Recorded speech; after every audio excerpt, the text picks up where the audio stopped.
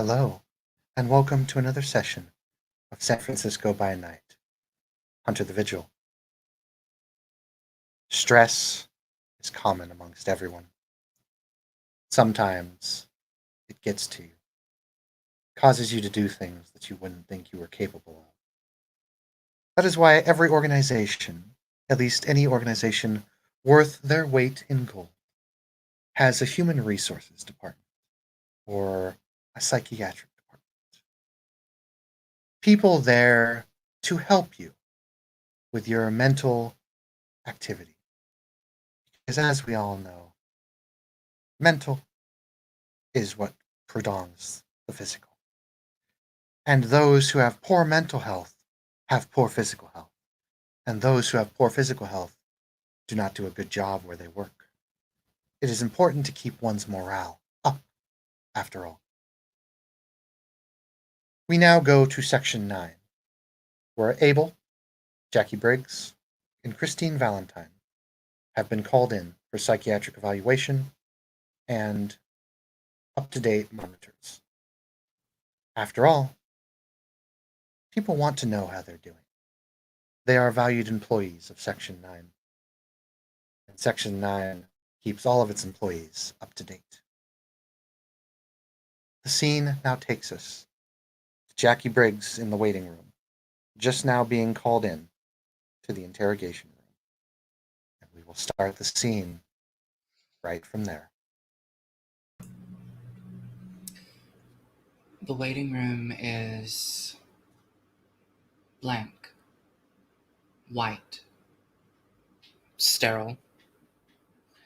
It smells faintly of cleaning supplies, nothing too intense, but it's there, hiding under the mist of uncertainty and anxiety. The lights in this place do not flicker. You think minds are the ones that flicker here. The stress that each agent, each volunteer, each patient undergoes for the cause is immense. Perhaps this is why this place exists in the first place. Whether it is because they care or because they do not wish to throw away valuable resources, who can say? But this place exists nonetheless. Jackie, you have been waiting about 20 minutes now in this blank, sterile place. The walls white, the floor white, ceiling white, and even the waiting chairs white. There is no TV. There are no kid toys for children to play around with or for bored adults to idly fondle. It is just you in this room, alone with only your thoughts. For what is 20 minutes, but seems for much longer. What thoughts are coming into your mind as you wait in a place like this?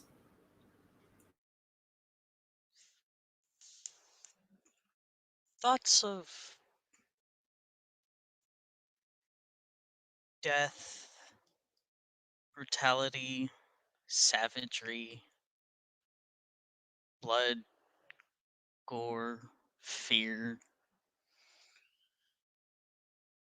Just slowly but surely spiraling deeper into a trauma that she had hoped she had forgotten. Miss Briggs, have you fed recently? No. All right.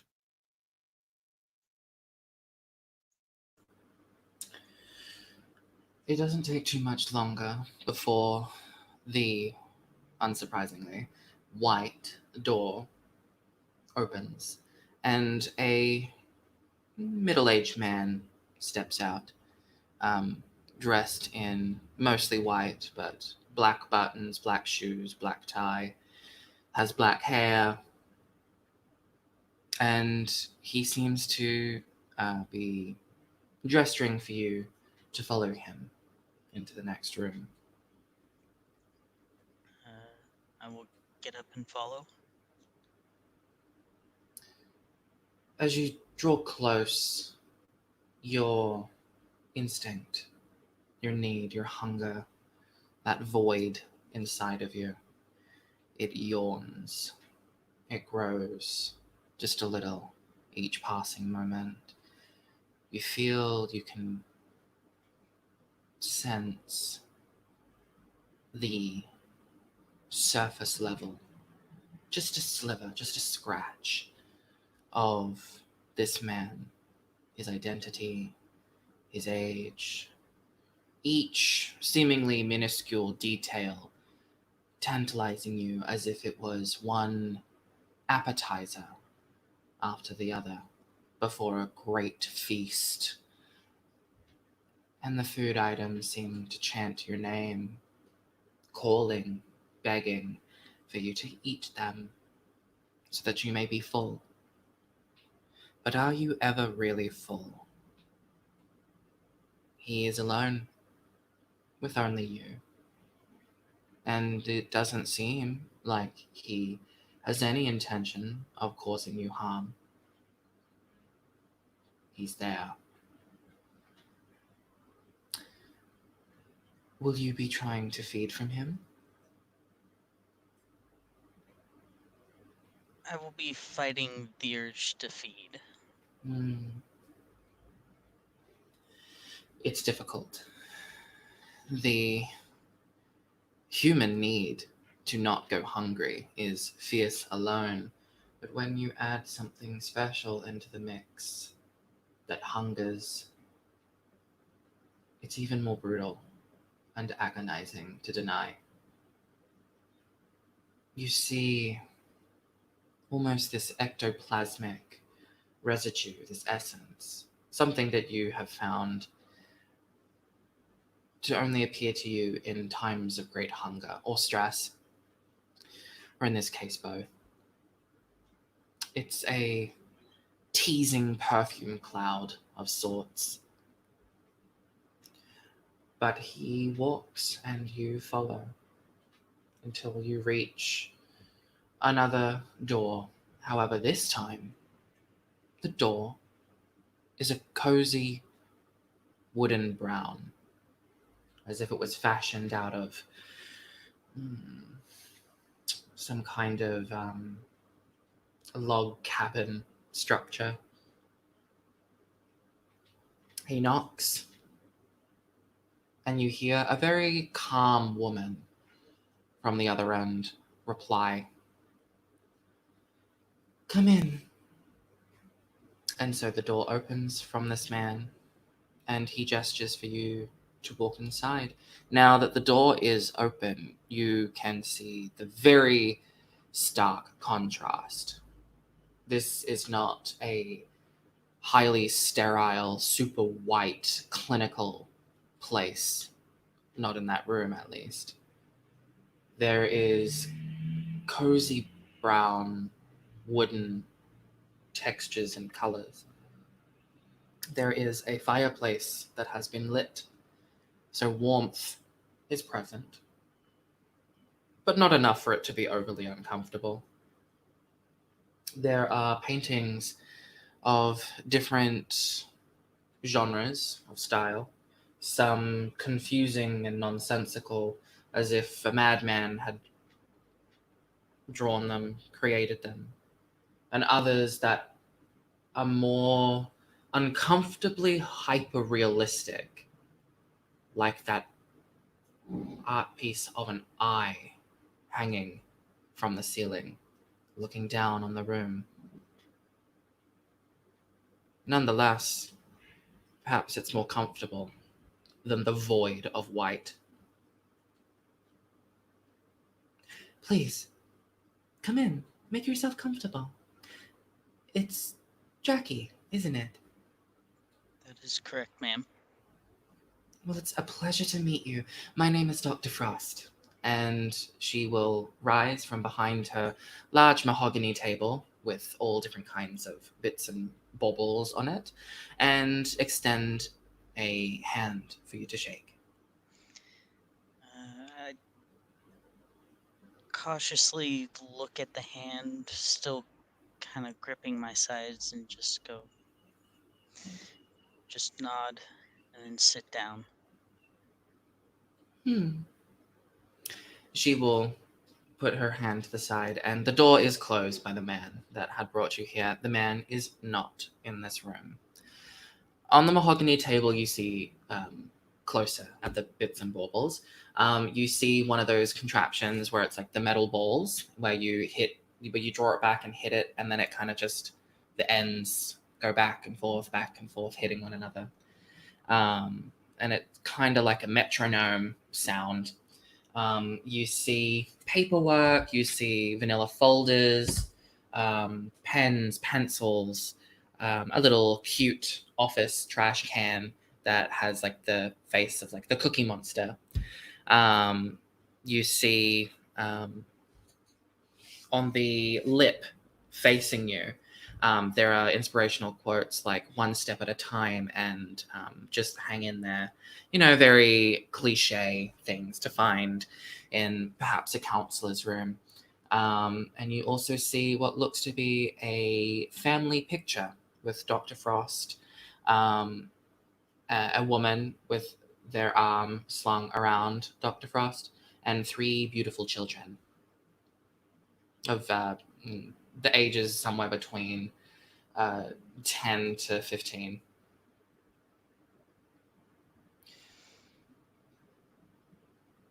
So, I don't think we've met before, not officially. Um, did anyone tell you what it is that I do here? No, ma'am. Do you have any idea? A shrink? I suppose that's one word to describe what I do. Um, I am someone that the organization calls in when they feel like there has been an increase in stress or difficulties. The organization has found that you've been struggling, and I just want you to understand that that's okay. We're all human. We struggle. It's part of the condition. But I would like you to help me help you. I know it's difficult to open up to a complete stranger, especially in circumstances like this, but hopefully you'll learn that I can be quite helpful. If only you just let me. So, why don't you tell me a little bit about yourself? Let's start easy.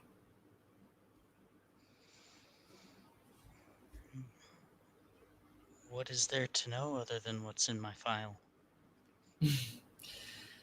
I find files to be a bit formal. Yes, necessary, but I like to chat with my clients.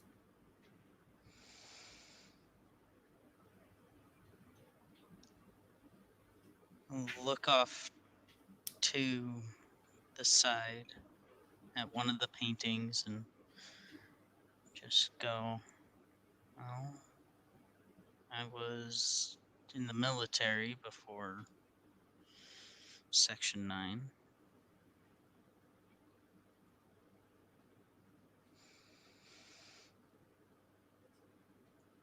Other than that,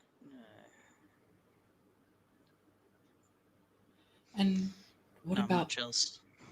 what about before the military? Mm, I used to s- sing and play music with my parents.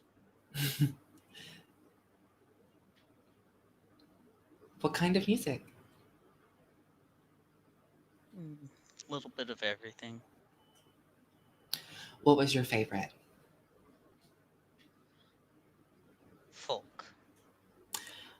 Oh, that's really good. I find that a lot of people, especially nowadays, they've lost touch with, um, between you and me, one of the better genres. But don't go telling anyone. And where are your parents now? Still alive, still practicing music. I'm sure they're on a tour at the moment. They sound very successful. Have you gone and visited them somewhat recently? Mm. Before I got into Section 9, yeah. Hmm. And how long have you been with us? Out of character question for bot. How long has it been? It has been 2 months. Okay. It's been 2 months. Hmm. And have you tried to contact them? Letters, as outdated as that is now. Um, Text calls? Emails mostly. Hmm. Since they're busy a lot of the time, they know I can take care of myself, as I did after I lost my legs. Hmm. Yes, that must have been very hard. I'm sorry. Mm. Let's talk about that actually. Your time in the military. What was it that you would? What was your role in the military? Uh, I grip my sides a little tighter and just go. I,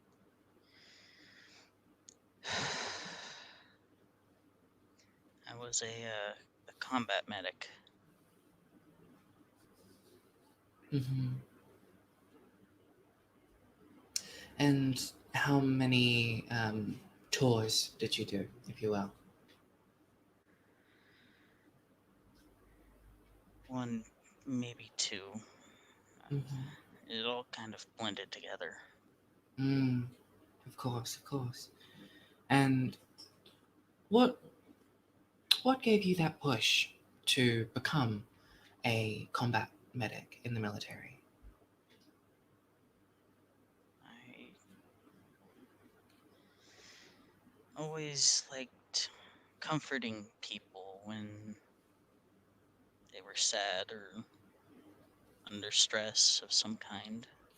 Hmm. We have that in common. I like to help people that are sad or stressed, so I can understand that drive. After the incident, had that passion gone away? Yeah. Yeah, it's understandable. I mean, you went through something that was very traumatic. Did you actually speak with anyone about this after your um, situation? How could I? Before I knew about Section 9, who would have believed me? Well, you'd be right there. But did you try to talk to anyone? Friends? Even though it may have back then made you come across a little unhinged? Only friends I had died that night. Mm, my condolences. But we are here now, and contrary to outsiders' opinions, we do care about our employees. I care about you and your well being. Okay? And that's why we're here, talking about it now. And it's going to be difficult. I'm not going to lie to you. You deserve better than that. It is going to be difficult. And it will not be a miracle cure. There will not be a magic wand waved and everything just disappears. And if that technique existed, well, I'm sure that would bring up a lot of complications in of itself. But what you're doing right now is incredibly brave. It may not feel like it, but it is.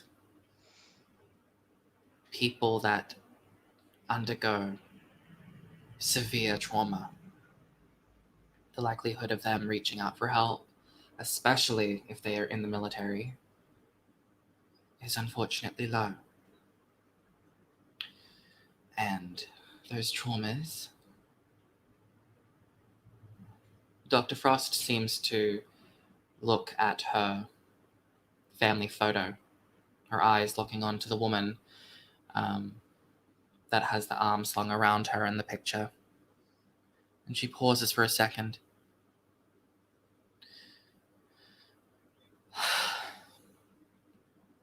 Sometime trauma can eat you whole.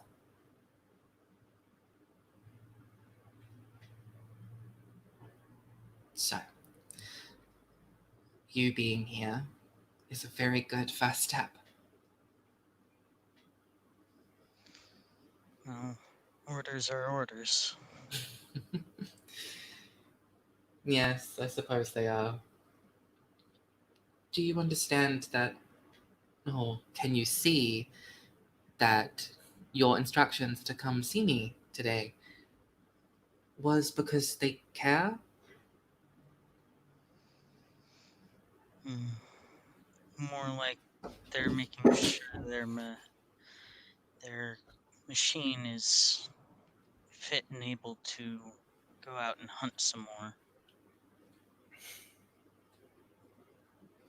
Why is it that you think that? It's how we learn to think in the military. One Mm. cohesive unit.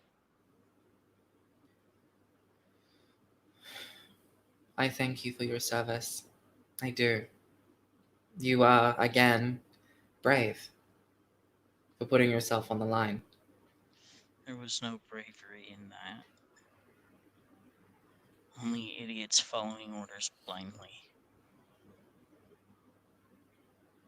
Do you think you are an idiot?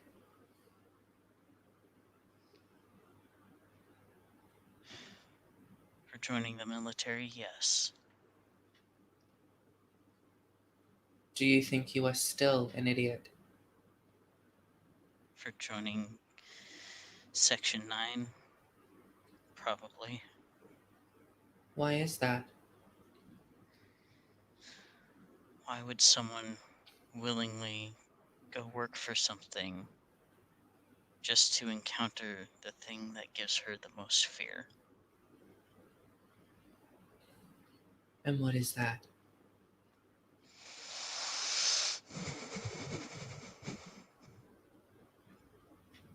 She just, after a very quivering sigh, I just stay quiet. All right. That's all right. Maybe I can offer you a drink. Water, if that is what you would prefer. But I also have other things here. Do you have brandy by chance? Yes, I do. She will get up and go over to the corner of the room where there appears to be what looks like wooden box, but when she opens it, it appears that it is a mini fridge that has been decorated to look wooden to fit the aesthetic of the room. Um, she reaches in and takes out a couple things, um, glasses, frosted glasses, and then sitting on top of it, there is a tray of different alcoholic beverages. So she picks up the brandy, comes over, places the two frosted glasses down, and pours the brandy in both. Did you want that on the rocks? I'm so sorry, I should have asked. This is fine, thank you. She will push the glass meant for you towards you with her own glass, and then she will just leave the brandy to the side on the mahogany desk and sit back down. I'll pick up the glass and in one gulp down the entire drink. The doctor will merely sip at hers, a mouse sip, if you will. But she will push the brandy just a little closer to you. If you feel like you need to wet your whistle, just let me know.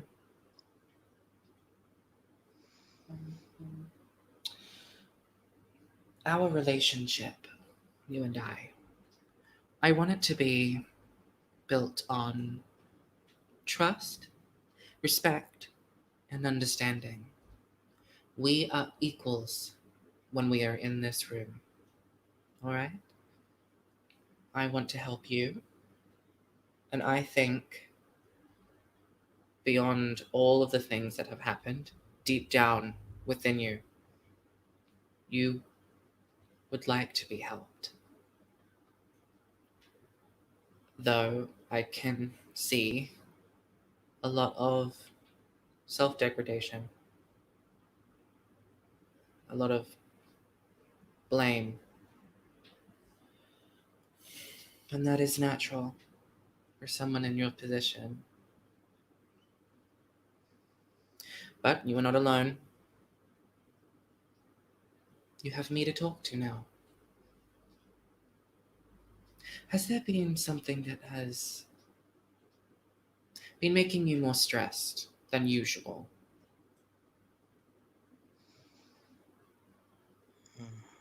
If you want to know what's making me stressed at the moment, look at my last mission report.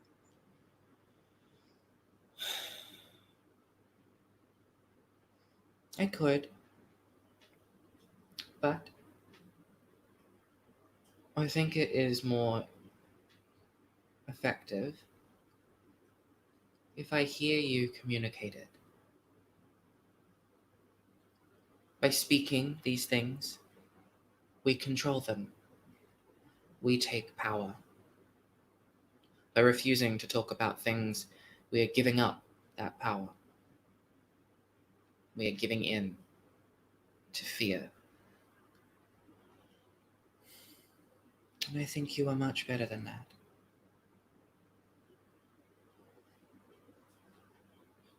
At that, I will pour myself a full glass of the brandy Mm-hmm. and again chug it.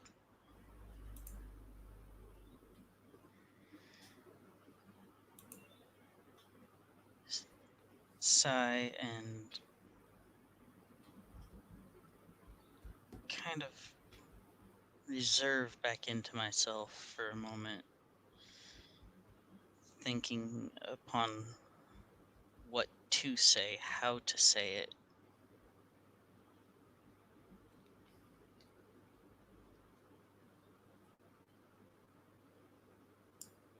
There's too much to go over. It's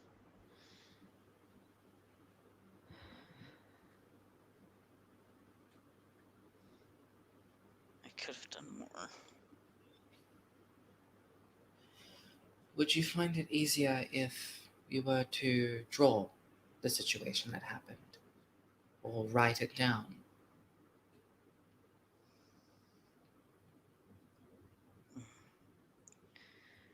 Uh, Shake my head.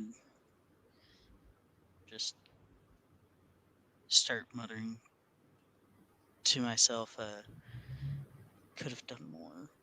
Could have done more. Should have done more.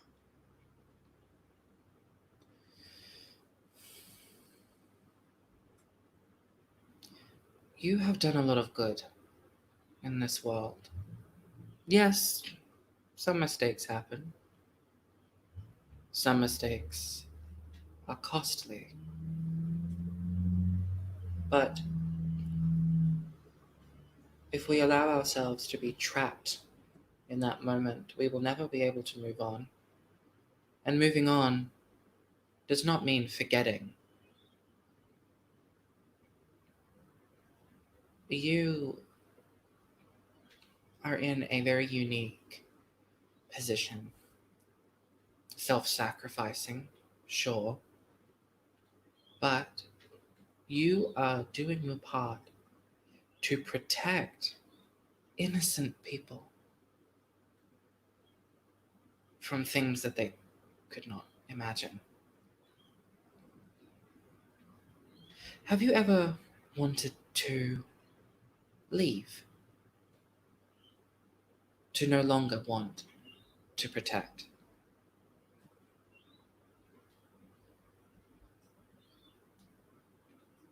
I never thought about leaving. Why? How could I leave?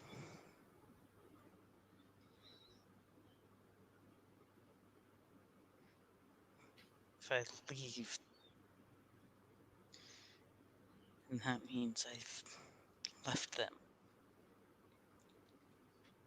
And they'll draw my legs up and kind of go into a more fetal position.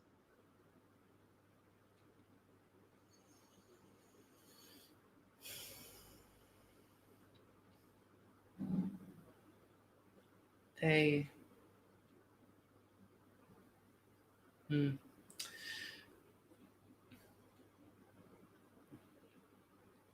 You see that Dr. Frost is wanting to say something, but is trying to figure out how to best communicate it. So she takes a moment.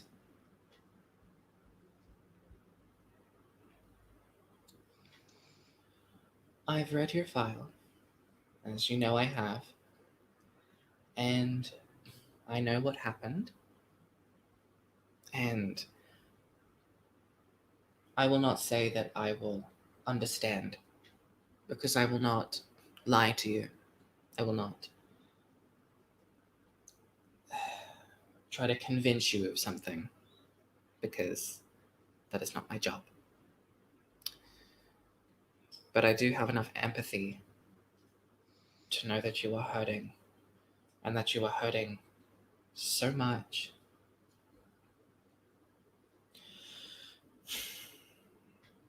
When was the last time that you cried?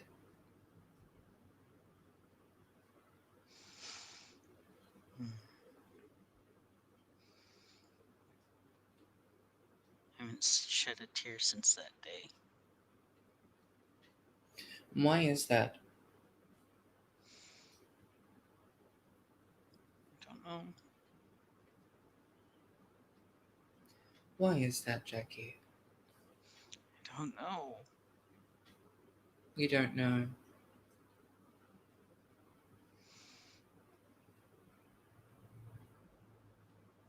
Come on, Jackie. Why? Don't know. You see her just start covering her head.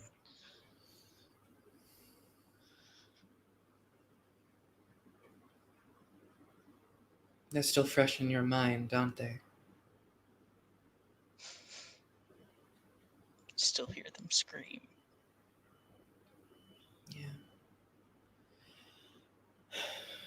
The claws, the mouths, the blood.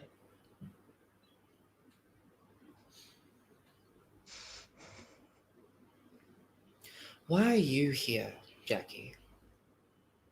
And not one of them? You just start to hear her breathing start to rapidly increase. No, I didn't. Didn't what? I'm not. Not what? Leave me alone.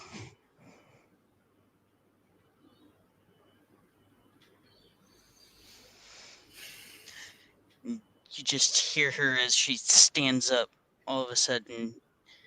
I'm not a coward. No one said you were. I, I think I need to go home.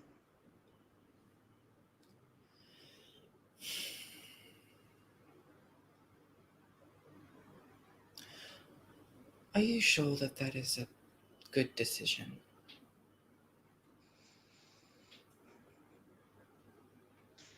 I need to go home. What will you do?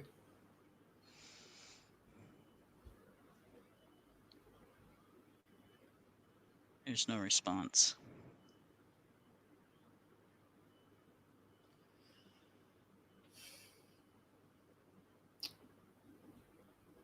You know, this organization combats things that the normal person would think is legend or impossible or crazy. Things like vampires, werewolves. At werewolves, you just see her shiver a bit more violently. Ghosts. People who've passed on. No.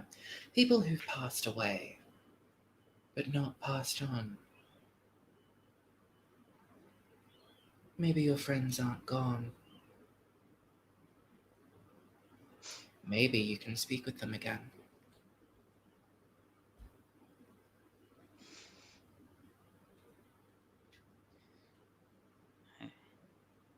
I need some rest. Of course. But you will not be going home. We have a place for you here. Only for today. And then we will check and see how you do tomorrow. And when I am convinced that you are safe to yourself and others, will you be released?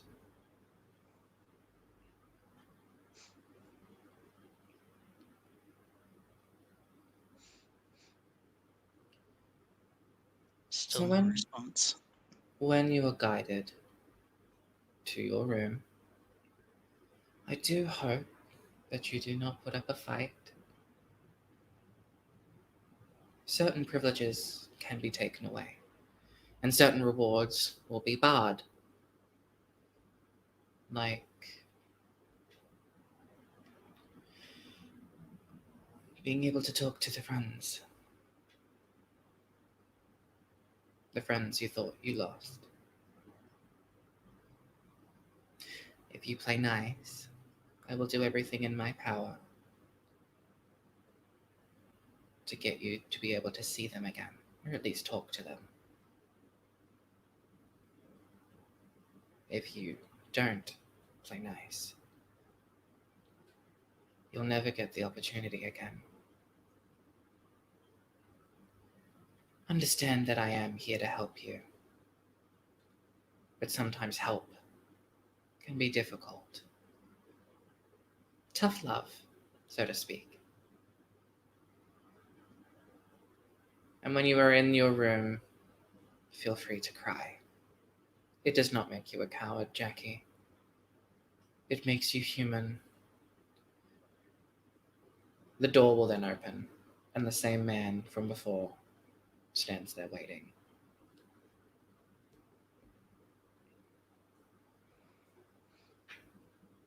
I walk over,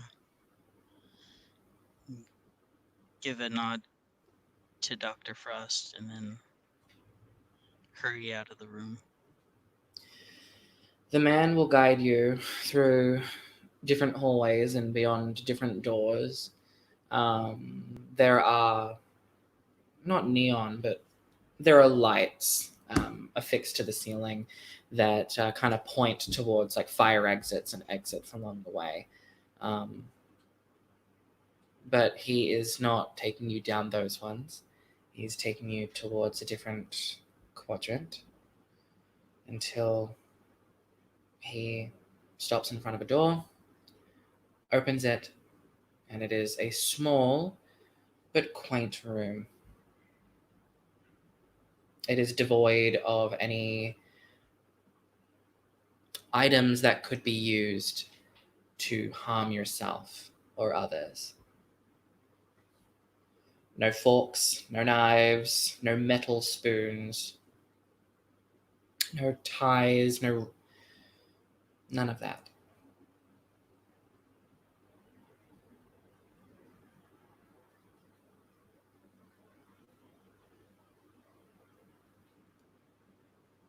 This is where you will be staying. I'll slowly shuffle inside and immediately go to the bed and just sit down on it and stare at the floor. If There you need are. Sorry.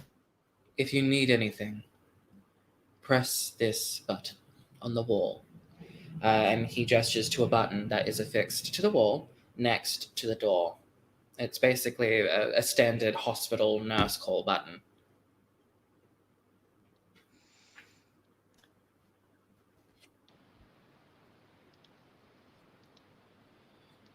You can hear the click clack of dress shoes coming down the hallway.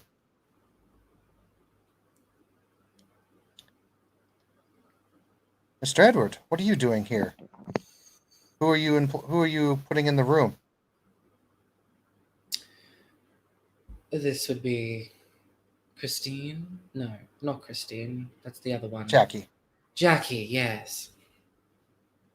You notice that this is Mr. X walking down the hallway. Sir. And why is Miss Jackie being placed in this room? Under the advisement of Dr. Frost. This is for her own recovery. Ah. I see. May I have a moment with her, please? Of course. I'll be right outside, sir. Very well. Carry on, Edward. And he will walk out of the room. And Jackie, you will see Mr. X walk in the room. Jackie? Yes, sir. You all right? Permission to speak freely? Granted. I may not be able to do this.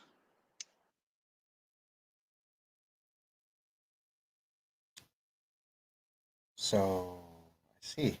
You don't wish to step into this world. I see. Well, do you remember what I said when I gave you the option? No.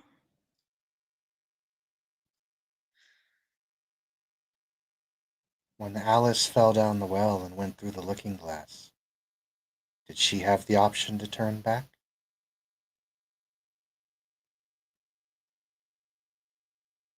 And as I said to you before, how will you ever face that fear you have? How will you ever break this shell, this prison that you have made for yourself unless you move forward? There's no turning back now, Miss Briggs.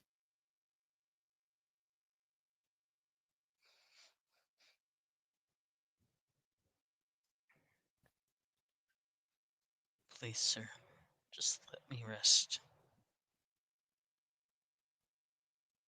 Tilts his head at you. He says, "Rest then, Miss Briggs." And when he says that, his words seem to flow through you. And you want to rest. You're tired. You're distraught. The bed looks very comfortable, and his words are like honey, soothing over you.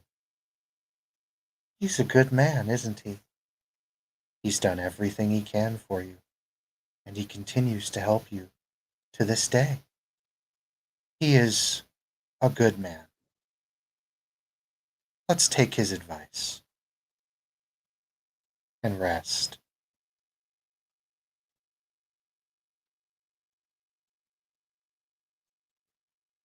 Good night, Miss Briggs. And he leaves.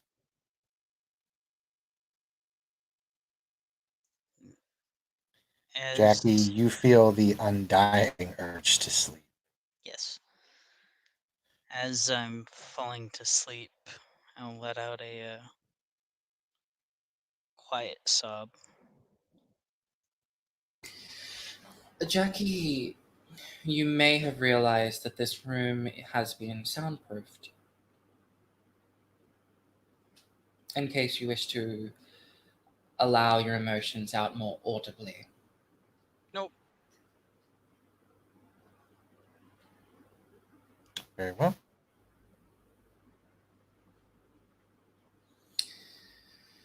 So, back in the Waiting sector, room. yes. Let's do Peyrun next, since he is somewhat time gapped.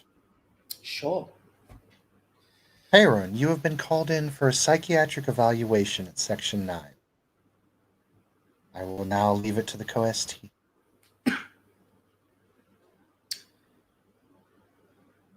Yes. So the waiting room is very white, very sterile, very devoid of anything entertaining or distracting. There's no TV, there's no children toys.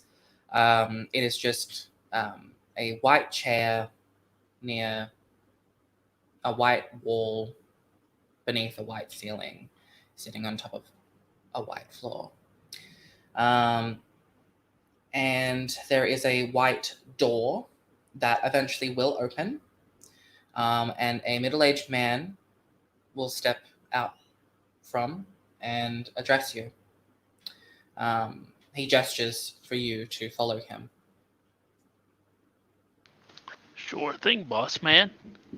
And Perrin will sort of roll on his heels, get as he stands up, adjust his jacket, and starts to stroll rather confidently after this white coated fellow. He takes you down a long hallway, again, white and devoid of any features, until you come across quite the contrast. It is a door that is not white, but a cozy wooden brown, like that of a log cabin, let's say. And a knock is given, and you hear a calm woman on the other end say, "Come in." And so this man will open the door and usher you in. This room is quite the contrast to everything else you've experienced. There are paintings and sculptures, there's statuettes, there is a bunch of things in here. A mahogany table with bits and baubles. It's got color. It's somewhat vibrant in here, or at least vibrant when you compare it to the waiting room and the hallways. And there is a rather odd painting affixed to the ceiling of a hyper-realistic eye that seems to be staring down on everything. But there is a woman standing near what appears to be a window, looking out from said window, as she circulates some kind of brown liquid in a frosted glass before sipping it. Please, take a seat. Don't mind if I do. And we'll put on one of his more winning smiles. The door is closed behind you, and the comfortable chair awaits you. A couple more moments pass as she looks out of the window before closing the curtains and turns to face you. She's a pretty woman, not breathtaking or stunning, but certainly good. She's good enough. She is primarily wearing black attire, but has her hair kind of done up in a bit of a bun to make sure all the strands are out of her face. And she gives you a smile. It's a pleasure to meet you at last. My name is Dr. Frost. You must be Hayrun, yes?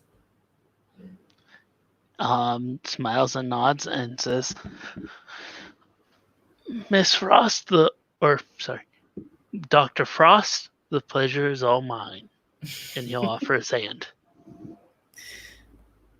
She will take the hand and give a good handshake.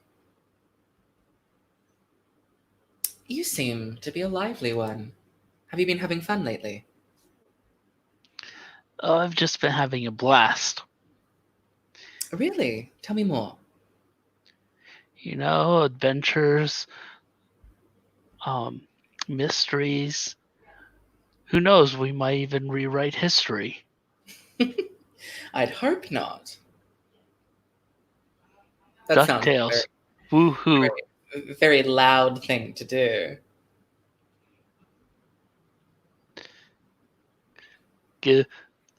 Continues to smile and goes, well, we'll never know until it comes, unless it happens. But then would we even really know? I suppose. What have you been doing lately? What adventures and mysteries? Well, and do I have clearance to talk about this sort of stuff with you? Of course. Do you have clearance to hear about this sort of stuff? She smiles. I raise an eyebrow. I do have clearance. All right, then. Well, our last little foray was diving down into a underground military base, very spooky-like. When poking around there, found some experimental test tubes, human size. You know what I mean? Think one of our fellows is part of that, but he's not really one of our fellows anymore, if you know what I mean. Can you elaborate on that? Scratches the side of his head. He goes, well, I don't know if I'm supposed to know this, but Mr. X did something to him. And now I don't think he's exactly human anymore. And don't get me wrong, I'm not making any judgments here. I've seen a lot of wild stuff throughout my life.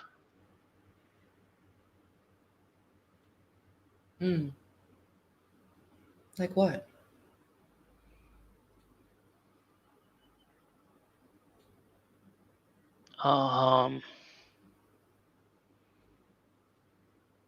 will slowly bring his hand up, and as he does, he'll splay his fingers out and demonstrate as the electricity seems to jump between fingertip and fingertip. Never really knew the whole supernatural scene existed, but I've had my run-in with a few psychics here and there.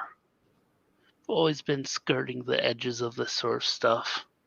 Mm-hmm. Hell, the lady who taught me how to do this and master my talents that I was born from knows how to do what I do, only with air and sound. Well, I think it's the same thing. I'm not 100% sure. But like I said, I've had to deal with this sort of freaky geeky all my life. Mm-hmm. Have you ran into any trouble because of this? The stories I could tell you. It gives a small chuckle. There was this one time when Darius and me, so we were breaking into this warehouse. We had heard there was some good gear there. One of those big rich tycoons that likes to sell, likes to gather up stuffs. He was shipping in a bunch of these new VR goggles. And it was going to be a big score if we could even get our hands on a couple of them. They would go for street value upwards to like a few thousand creds. Big score. And then, mind you, this was back when I was still a wee lad and hadn't exactly met Madame Maroge yet. So I didn't exactly know how to control my stuff. And once in a while, when I got nervous, when I let my emotions run wild, sometimes the electricity would just leak out of me. You know what I mean? Mm-hmm. So long story short, I kind of blew the alarm system, and things went south quickly. I mean, I got out of there. Darius got out of there. We were both perfectly fine. It was all sweet and dandy. But yeah, I've had plenty of trouble with my powers before. Have you hurt someone before?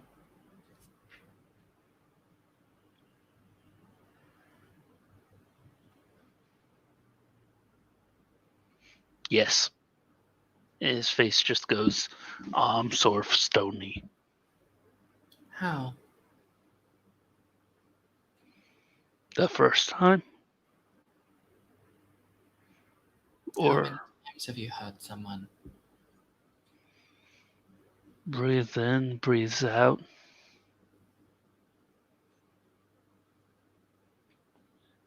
What does that file of yours say about me? Well, I don't think you're classified. But perhaps we can make a trade.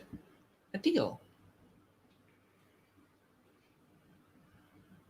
You tell me what I want to know, and I will give you this file. Let's see. Well, I make no secret of it. When I was younger, during my heyday before life knocked me down and beat some wisdom into me, Mm-hmm. I didn't exactly run with the best of crowds, you know what I mean? Mm. Asking me if I've hurt people before? Yeah, I've hurt people before. Have I killed one or two people? Regretfully. regret? I'm not proud of it anymore. At the time I was cocky and sure of myself, but every life you take is a life lost. Life is a beautiful thing, you know what I mean?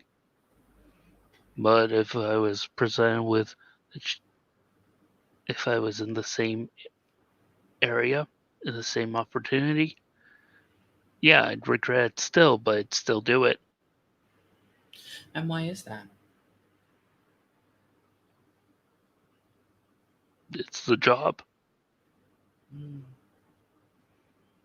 I have the power, they don't. Mm. And how does that make you feel to know that you have this power and they stand no chance?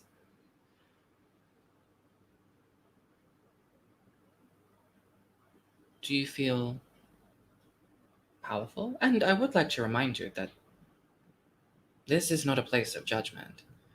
I've had many people come in here before, tell me things that they thought would shock the soul out of me. And I don't judge them even then. If you tell me you like killing people, then you tell me you like killing people. If you like feeling powerful, I would say, who doesn't? You can be No, and it's honest. not that. It's more stand the they didn't, the whole phrase didn't stand the chance. Yeah, some people don't stand a chance, but in the end, I'm still, yeah, I've got this freaky power. Um, but that doesn't mean they didn't stand no chance. I'm as susceptible to bullets as any old plain Jane or Hmm. Joe out there. Hell, I almost died recently from one gunshot. But you know, modern medicine and all that. It is very impressive what we can do nowadays. But yeah, Why? Why did you want to join this organization? What appealed to you? I have electric powers. I Mm. was born with electric powers, or at least I've had them since as far back as I can remember. That alone appeals to me. Answers to my powers. Maybe better training. Maybe to get more control over it. Who knows? Maybe to discover new powers within myself. Hmm. Growth, opportunity. I may be an old man, but there's always the option to learn. You sound like someone I used to know. Was he cute like me? Dr. Frost looks you up and down. Actually, he had a striking resemblance to you. Raises an eyebrow? I'm afraid to say. I think he was just a little more cuter. A little bit more what? Cuter. Oh, you wound me, Hmm. madame. You wound me.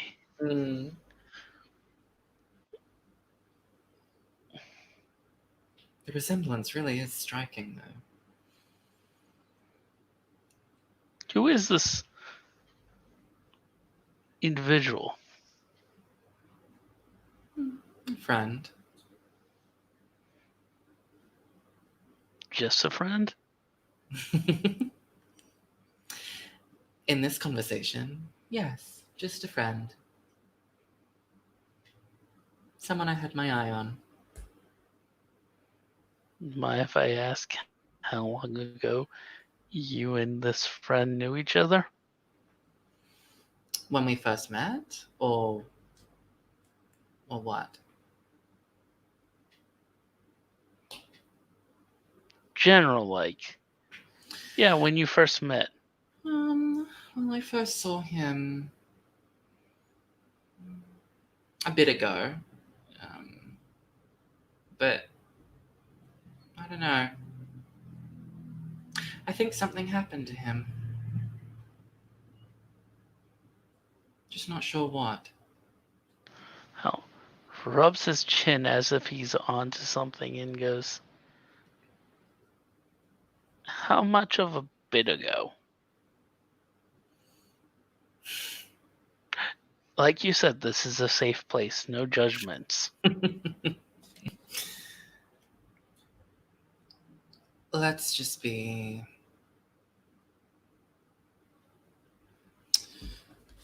just a bit ago. A couple months is when I first had my eye on him. And then somewhat recently, he changed.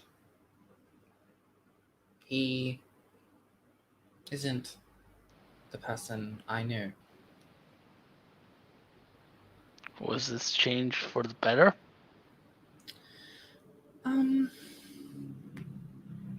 I'm not sure. I quite like. I prefer how he was.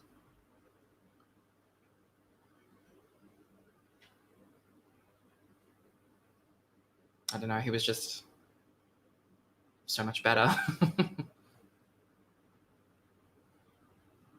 His fist tightened a little bit. Well, maybe the change is only just beginning. Maybe he's going through a metamorphosis. Maybe. You know, This getting place. stronger, better, taking a step back, 2 steps forwards.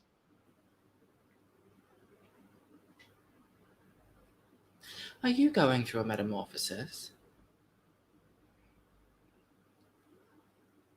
Do you feel like being here with your powers, you are learning to be stronger and better, become something more?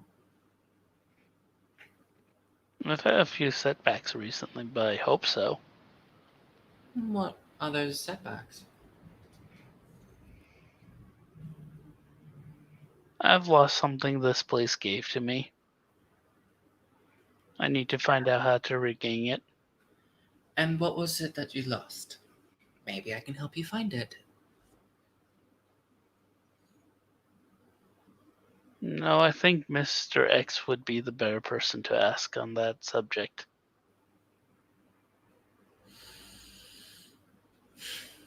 I don't really want to admit that I lost it to him. Well, if you don't want to admit it to Mr. X, I am here. My job is to listen and to help.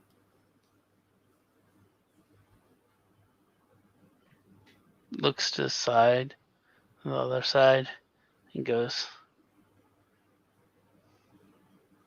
I used to be faster, much more charming than I am now. I can't seem to access that side of me anymore. Why do you think that is? Stress? 1 step back, 2 steps forwards.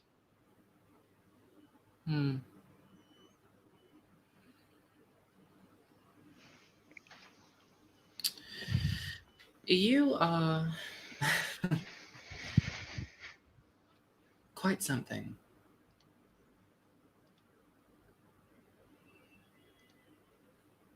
I look forward to speaking more with you.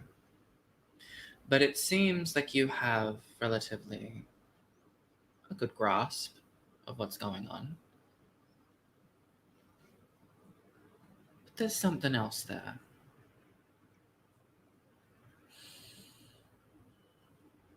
Yes. You're charming. You are. But your smile is empty. so quick to drop emotion. Telling me what I want to hear. Making concessions and deals.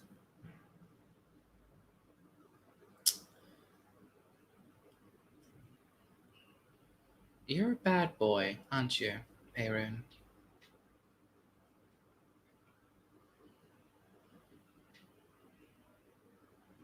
Anything to get ahead. What an interesting thing to say. Just because of procedure, I am going to have to inform you that you'll be spending the night here in this facility, just so we can monitor how well you sleep, if you have any night terrors. We understand that going on assignment can cause many different kinds of stress-related issues, and we just want to make sure that you are doing all right. Unfortunately, this is mandatory, and the agreement that you went through when you first joined this organization did mention this. Oh, come on, Doc. Can't be another night. Come on, I've got a date. With who? Oh, this lovely nurse I've met recently. Her name's Bianca. Oh, I'll let her know. Blinks at that. I'll search around. I'll find her. I mean, I can just text her. No, it's fine. Raises an eyebrow. Goes, so you're going to find a woman that goes by the name of Bianca in a city of over 500,000. You do know who you work for, right? Yeah, I just find that very interesting that you would even go out of the way for that. I find you very interesting. We're all interesting here. I mean, why are you... You can give me her number. That would make things easier. No, I don't think I will. I can just text her myself.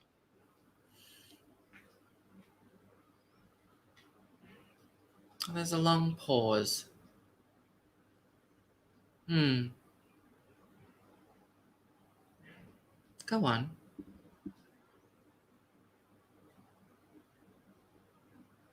Right here, right now? Yes. I don't know, Doc. I don't think I can get up that quickly. Very interesting. Edward! The door opens and the large middle-aged man comes in. Yes, ma'am. He's ready to be escorted to the room now. Of course. Sir, if you come with me, please. Radio. And when he leaves the hallway, he will take out his cell phone to text Bianca. Oh, by the way, the deal that we made. You wanted this file, yes? Keep it. I just want to know if they knew about my past. She opens up the manila folder and flicks through completely empty pages. Well, that's good then.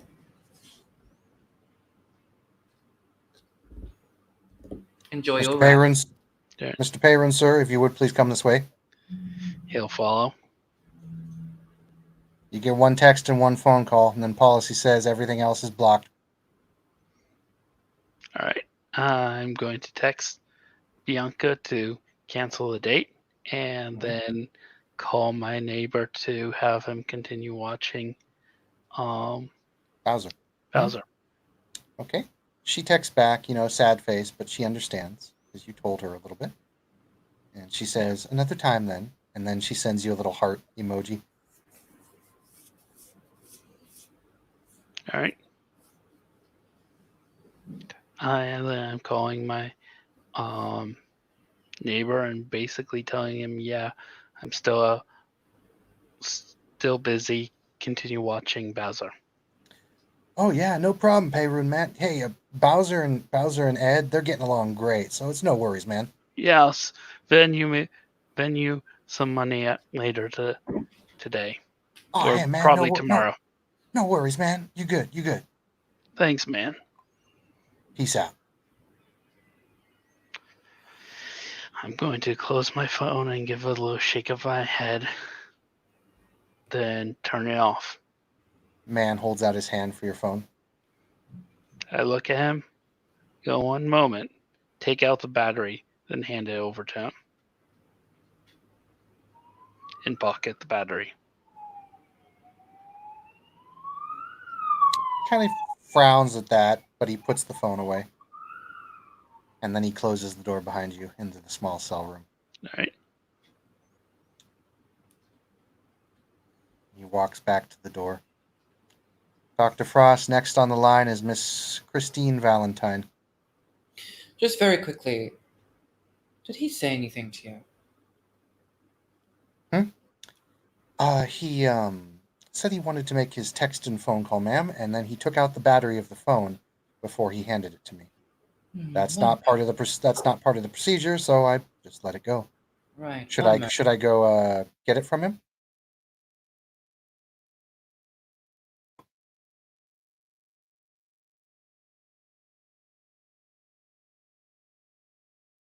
Everything all right, ma'am? Yes, sorry, lost in thought. Very peculiar behavior. I don't think he quite understands how it is that this place operates. He doesn't really have much of a say. He'll learn. They all will. Of course, ma'am. As always. Shall I bring in the next? Yes, please. Very well. Goes and walks into the waiting room, the very elegant, white, everything waiting room. Miss Valentine, you're next. Would you come with me, please?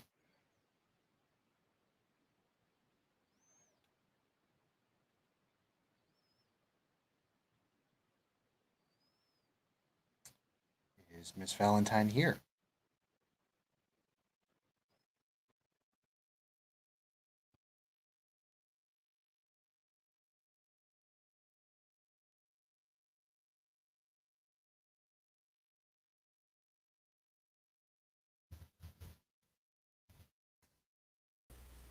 I'm sorry, I didn't hear that. You're being beckoned into the room. All right, I stand up, walk on with the gentleman.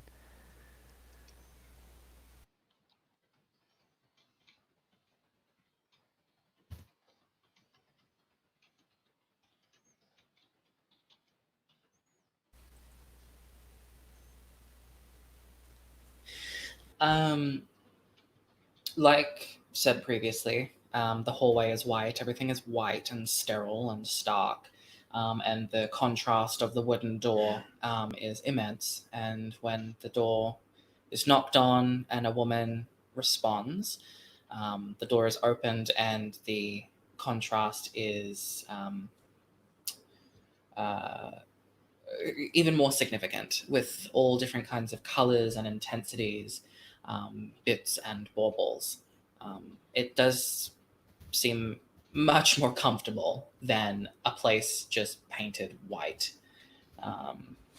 So the woman, slightly good looking woman, forgettable though, is sat at her desk writing something down on a notepad before she looks up and smiles. You are Christine Valentine, yes?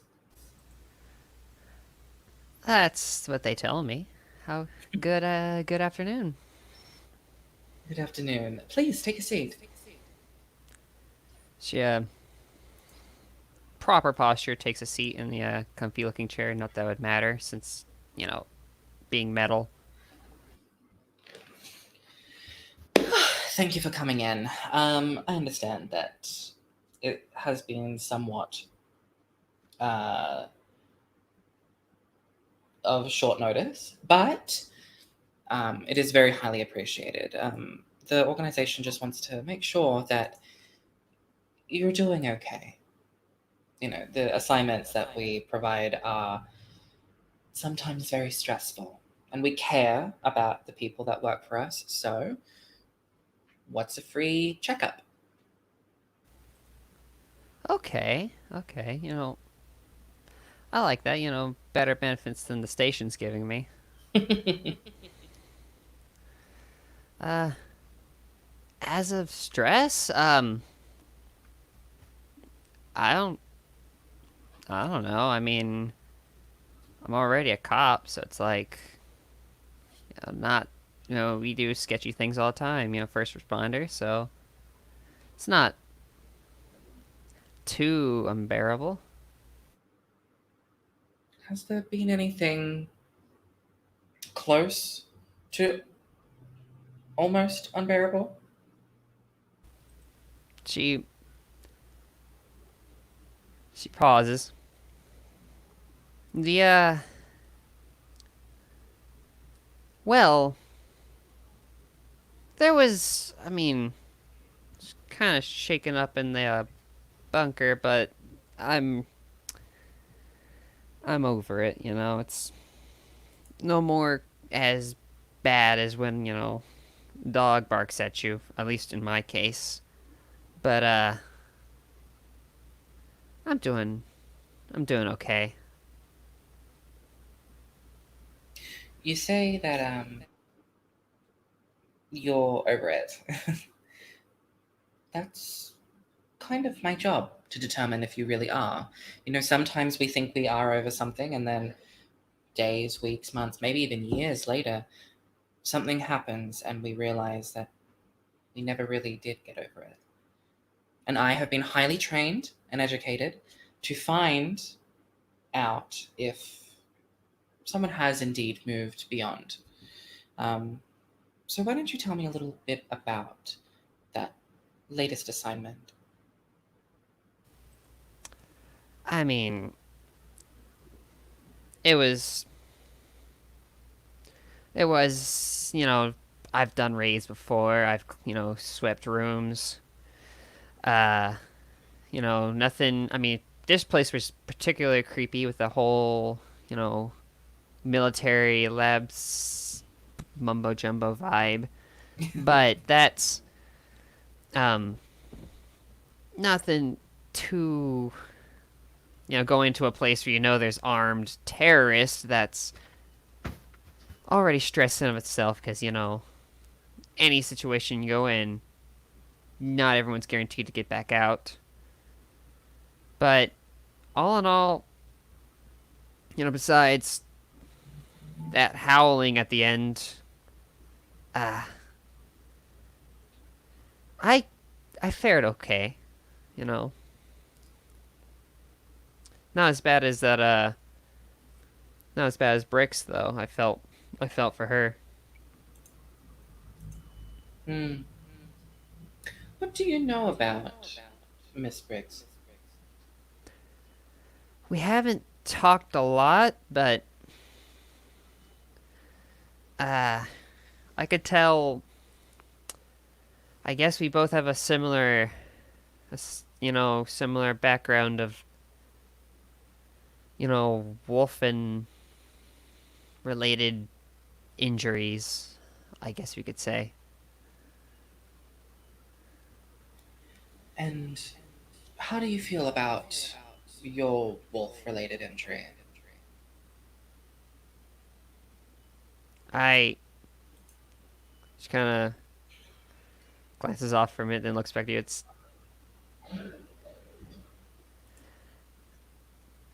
It's you know, I don't have like survivor's guilt or anything. Like, it's. Oh, sorry, I lost you for a second there. All right. It's tough.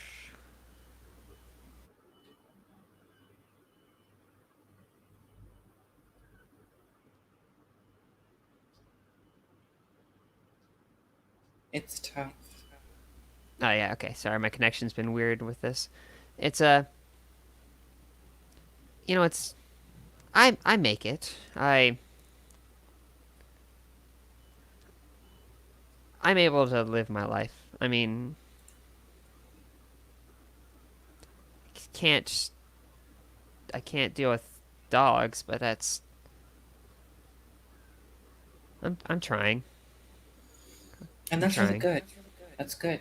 The second we stop trying is the second we give in, and the second we give in, things can get a little wonky, let's say. So Oh that you're yeah, still yeah. trying it speaks volumes about you. Um, when how do you feel about assisting this organization? Where do you stand?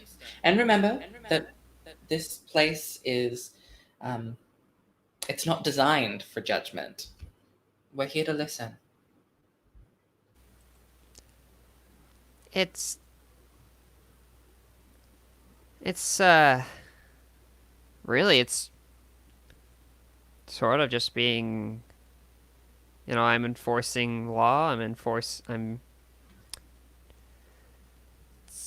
I mean, so far I haven't shot at anybody I don't think was genuinely. I mean, we're fighting terrorists, so that's we're doing good. We're very clearly doing good.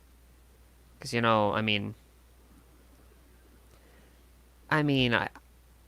I helped put down a vampire, so that's something. How did that make you feel?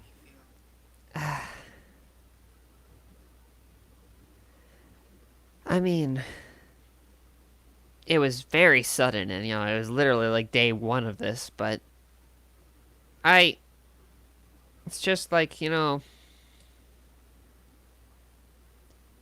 like the rest, really. I guess. How did you feel when you encountered one for the first time? He, there was a murder. It was terrible. It was really I didn't know what to expect.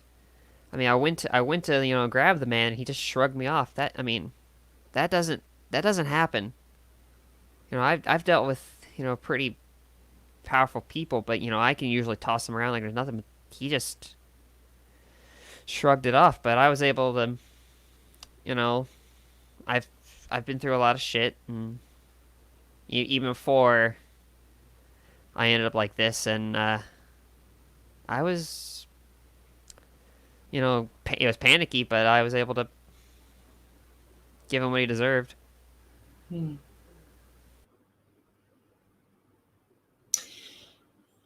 Have you ever had any doubts relating to your job? Just kind of. I mean, it's harder to tell on her face because it's not quite right. So it's like, ah, I I guess. I don't know. What are I those? What are mean, those doubts? I I didn't want. I felt selfish, if that makes Why were you feeling selfish? I mean, she kind of holds up her hand like my when I got into this, and she gestures to her ring. I was getting, I'm getting engaged. I'm already engaged. I'm getting, I have a wedding coming up, so me and my fiance, we've been living together. We're happy as could be. But it's like when I took this opportunity and I found out I could get back at it. I don't think I considered what I was possibly putting her through as much, and I realized being here, doing this, I realized I was risking him, and I'll put my own life on the line any day. It's what, my family's done that for years. We've been in law enforcement for years. But him? No. I can't put him through that. If something ever happened to him, that'd be it. What would you do? Those are thoughts you just don't.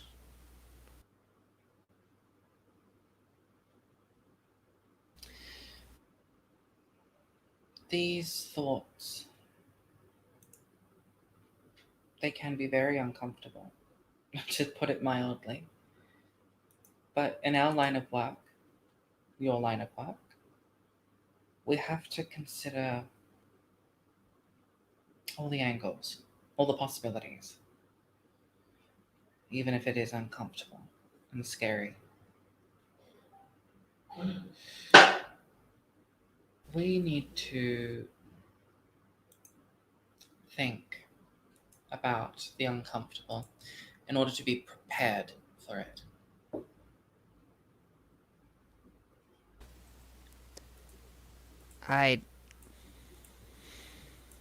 Jesus, I mean, if he had ever, it's not a lot to think about. If anyone ever hurt him, I'd tear the city apart. I'd I'd make it right. I would. That's if that's if I even let them hurt him. But if it happened, God forbid I ever lost him, I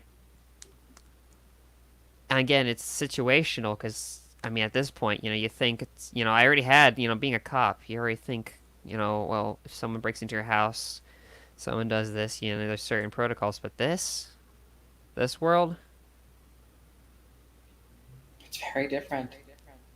it's a lot more to think about. So, I, whatever situation I'm in, I'd fight for it. I'd fight it. There isn't anything I wouldn't do for him, and there's no distance I'd push myself to go. Well, it's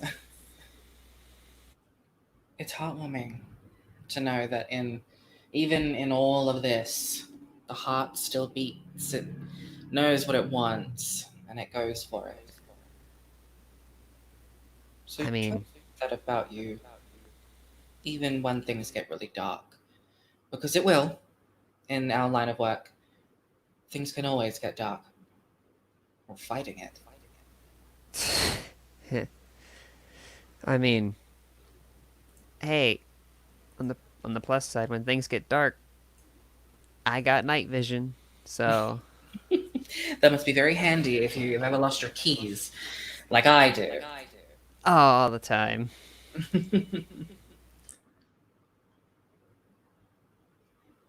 Is there anything that you miss before the enhancements? You know, with all the tech and how they can simulate senses, it's certain feelings, like, the human finger, very, very sensitive. You can feel hairline fractures. You can feel something that's like ridiculously, ridiculously fine. They ain't got there yet with these, so I've lost a little bit of feeling everywhere, especially a finger. So, a single strand of hair, you could feel it. Me, it's nah, not gonna happen. And I used to have this blanket, super soft. Well, I mean, I know it's soft, but nowadays it's not. Sure, it's not. It's just not there. And taste, like, I mean, certain flavors are better, so it's kind of a gamble. But like my taste buds went all over the place. Like coffee is way better now, but steak just lost an edge, and that broke my heart. Well, we are constantly trying to improve our technology. I mean, we are discovering things left, right, and center. We are booming when it comes to that line of thing. And because you are putting yourself on the line in ways people will never truly be able to understand, you may find that you will be one of the first to get your hands on more up to date things.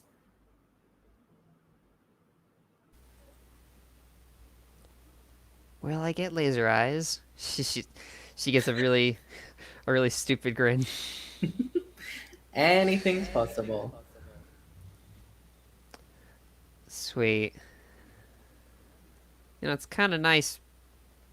You know, it's not. As a kid growing up in Oregon, I always wanted to be a superhero.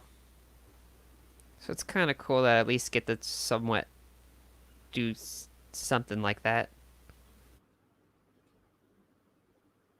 Who knew that supervillains were real as well?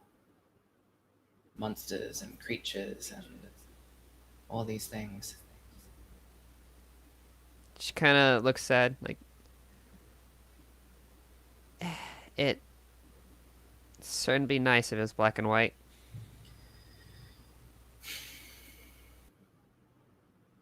It would. It really, really would. Sometimes ignorance really does seem like bliss, but we don't really get that luxury now.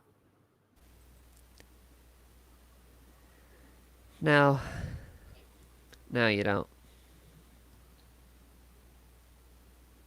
I have. Hmm.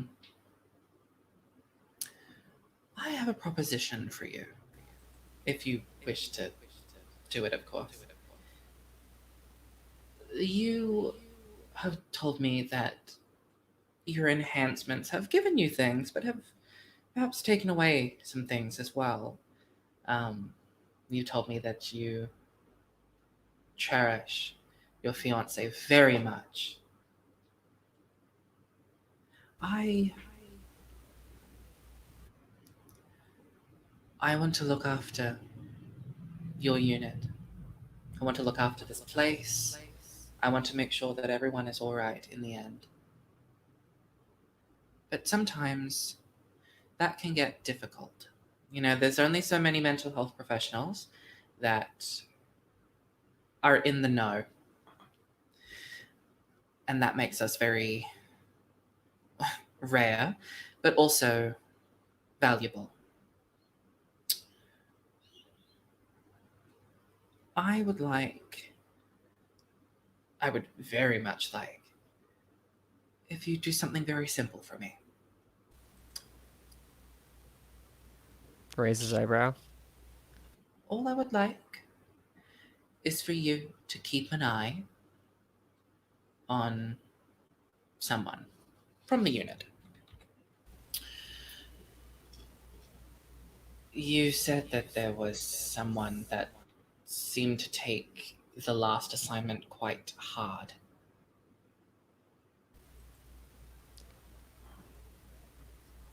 Yes. I would like you to keep an eye on them. I worry about them. They seem to be showing signs of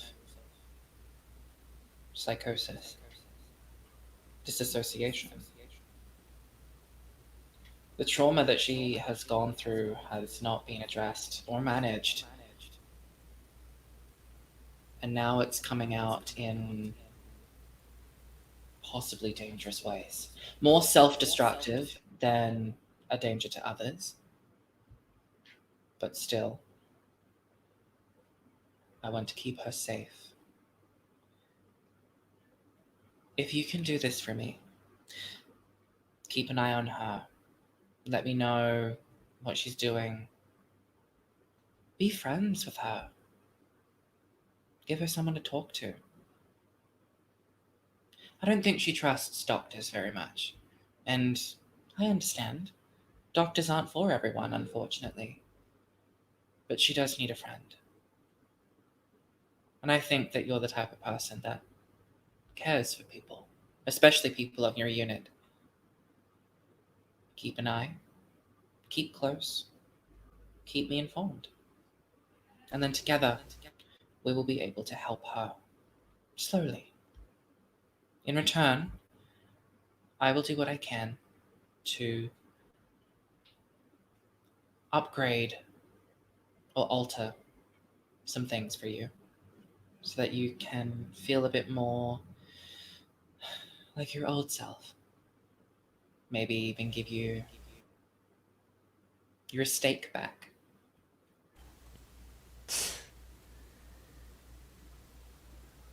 Not.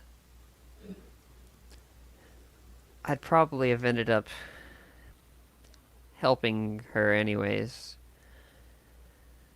And what is lost is lost. You know, you don't. Some things just don't get back. It's never about. None of this is about what I lost. It's about what I can. It's about what I can help. And you will be rewarded in knowing that working with me, working together, we can get rid of or at least manage so much of her pain.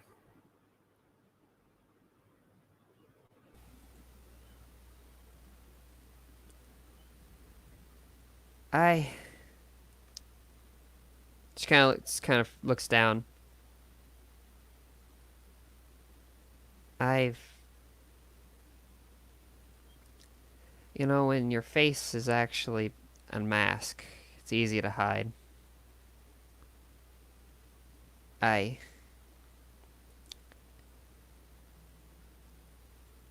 I've got.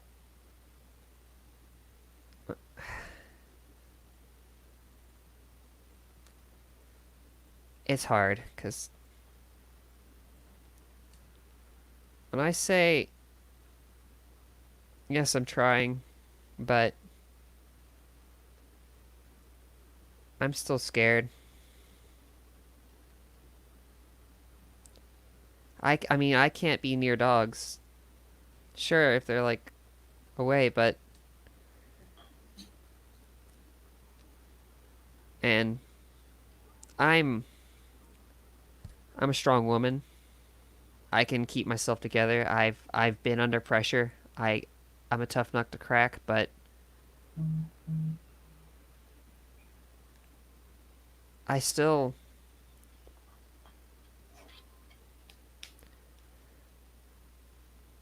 you know what another benefit of being metal is, Doc? This body? You you don't scream during night terrors. So there your person laying next to you never doesn't have to know.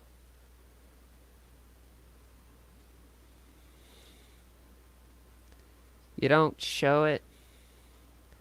And you can't have tears if you ain't got tear ducts.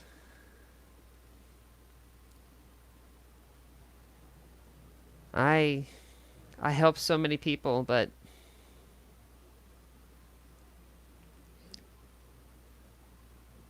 I'm alone, Doc.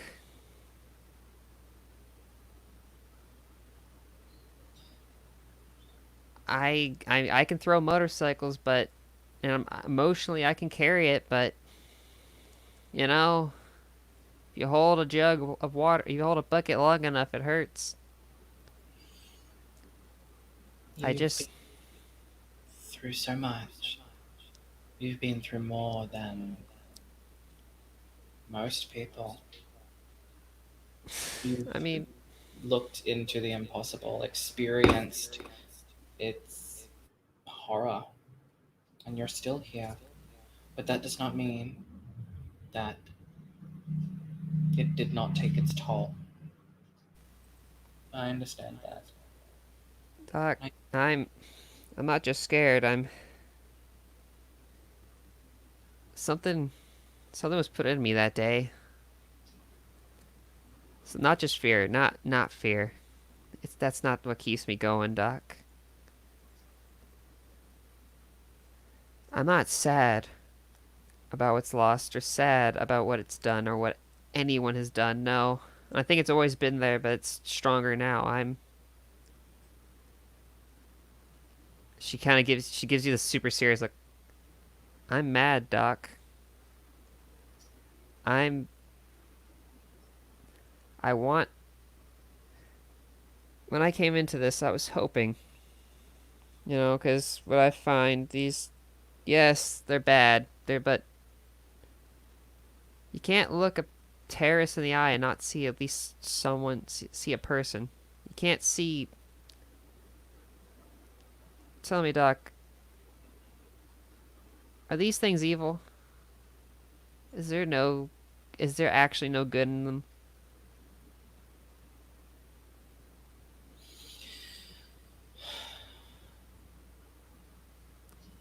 In my experience,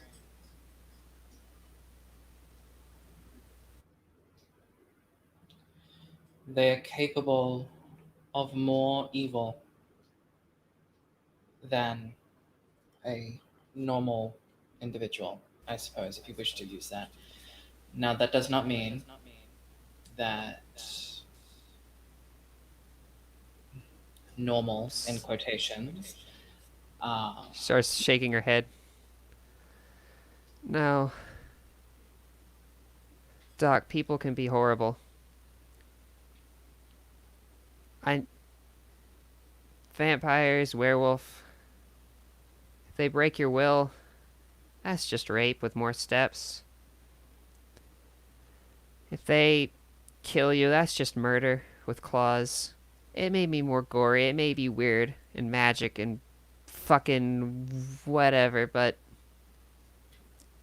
the only reason a normal human isn't done that is because they don't got claws. This I got the opinion when I first moved into the city about 5 years in, but Doc, seeing all these people, seeing the low light, seeing all of that out there, no, Doc, they're not pure. If if they're not black and white, they're no worse than a normal person. People are good, people are bad. Everyone's a shade of gray, and it's all just stirring around. I hate this city, Doc. I hate knowing these people. Small town life was easy, nothing, it was not, the people weren't better, it's just less people, so less chances for sin, less chances for bad. And that, when I first joined the force, aiming a gun at somebody was unthinkable. Now I see the Section 9 people, I see the werewolves, I see, it doesn't even matter anymore. I can just, it's me or them at this point. It's the only security I have is I believe I'm good. So I pull that trigger because once they got a gun, it's fair game, ain't it? We're dealing in lives. Everyone's dealing in lives. So when I joined this, I hoped there was evil. I'd hoped something for people, something worse than me, something worse than all those drug dealers and rapists out there I've put away, those monsters I've shot. I was hoping something was worse so I could just take it out. I wanted, I want to be allowed just to beat the shit out of it, you know? Like something primal about wailing on something and knowing you did good. I wanted to do good, and I'm still am, but it's not as black and white. You know, if you could just get rid of something, that'd be not like a virus where you get rid of the virus and it's everyone's praising your praise. No, these are people. They were someone's kid once, weren't they? Sure, they kill, and getting rid of them is better, but they're still people, if not just weird. I'm sorry, that was a tangent.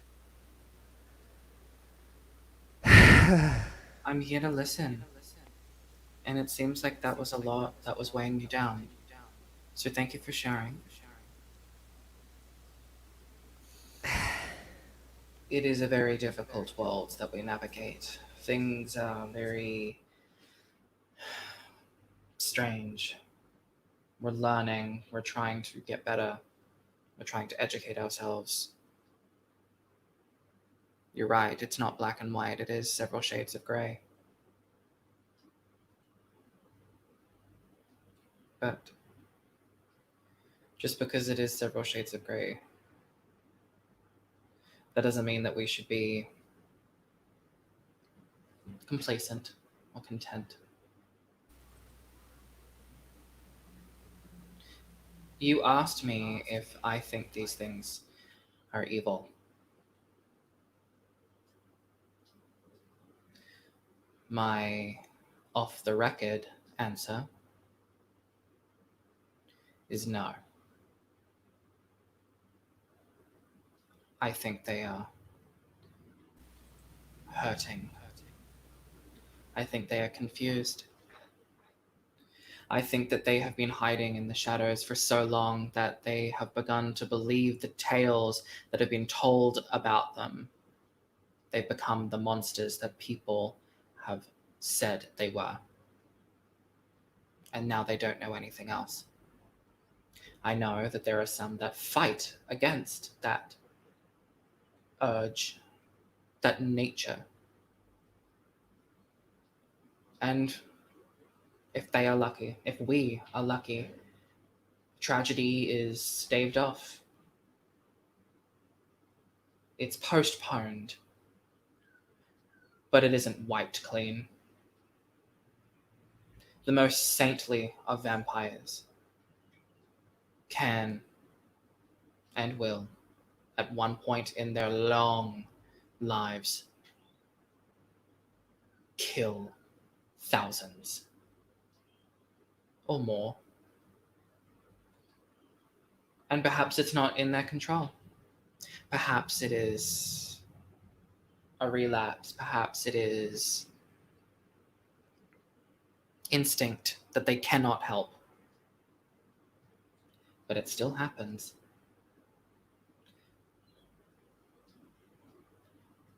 I'm the one that has to contact families and let them know that they're not coming back. And that is hard. Harder more because you have to lie to them. Suicide, overdose, accident. Because you know that if you told the truth, their family as well come here and dedicate their lives to hunting down what they think to be evil. Their world becomes black and white. And that's just... it's killing them in the future. My off-the-record answer is no. These things are not evil. But they have more capacity to commit it. It may not be their fault, but it doesn't stop the truth. And then there are other things. Things that we don't quite understand yet. Things that I'm not sure we can. Those things. Those things are evil. They are beyond evil. They are so evil that they transcend the definitions of good and evil. Miss Valentine, when Yes. she speaks about this, your mind flashes back to the hole you found down in that pit. Ooh, evil hole. And the eyes that you don't remember seeing, watching in the black abyss. Oh. I'm assuming wolf eyes or just eyes. Bright yellow, slitted, shining in the light, like that of a wolf. Ah. That's no bueno. Something's going to happen, officer. Snaps Some- back. Something soon. Something that will be very difficult. But necessary. We've found something. Something that sounds like it comes out of a 90s horror show. A slasher flick.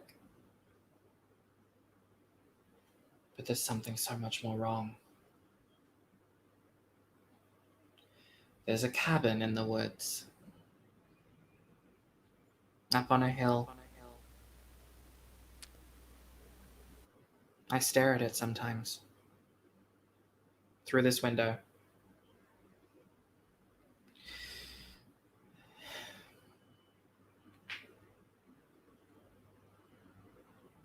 People will be going there soon. On assignment.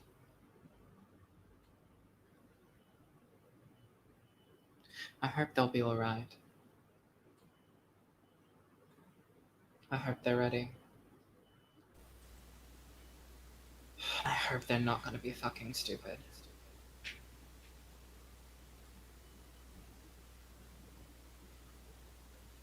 That. You'll never know. We never know these things, Doc.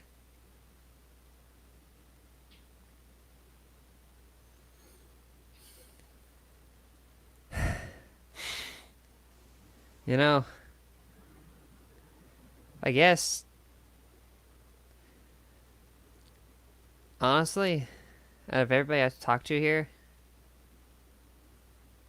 just a little bit, I think I understand you the most. That makes me happy. Means I'm doing something right.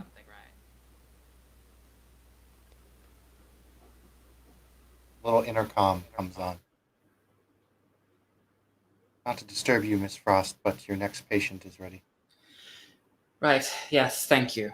Officer, you must, unfortunately, spend a night here. It is protocol just to see that you are sleeping fine and all this other scientific mumbo jumbo. It won't take too long. Just you go to sleep, you wake up, we give you breakfast, and you go on your way. She kind of, you know,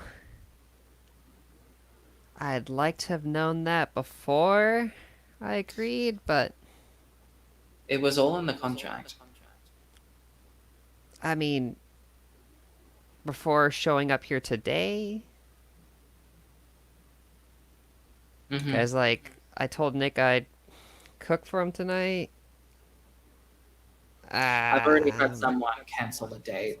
It would be cruel for me to allow you to do something and not another. Not to mention unprofessional.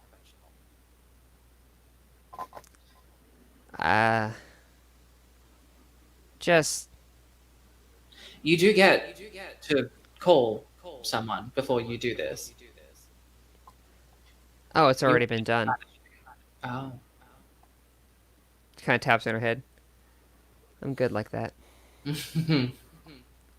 Well, if you follow Edward, you will find your room waiting for you. The moment you say Edward, the door opens and the man is standing there. Miss Valentine, come with me, please.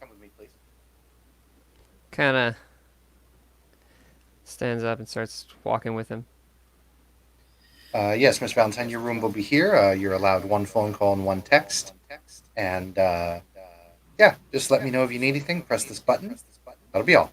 And he closes the door when you go into your room. Do I have a signal in here? Nope. Oh, yep. Fucking course. Well, Bring in someone's the not getting bag. good. Indeed. Yes, ma'am. Abel. Abel awaits. You're next. You proceed into her office. And with Abel, there are a few questions that I must ask. One, does Abel have the blush up? He does not. Abel has spent something to wake up this night. But your pool is sustained and you are well fed.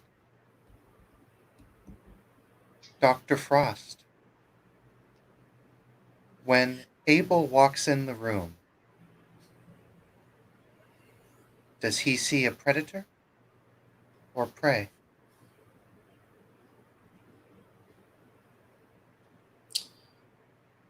He sees the predator. And Miss Frost sees a predator right back. I will let Miss Frost take the scene away now. Hello. My name is Dr. Frost. Thank you for being so patient. Please come, sit. It's a pleasure to meet you, Dr. Frost. I am Abel. It is a pleasure to meet you. I've heard some things.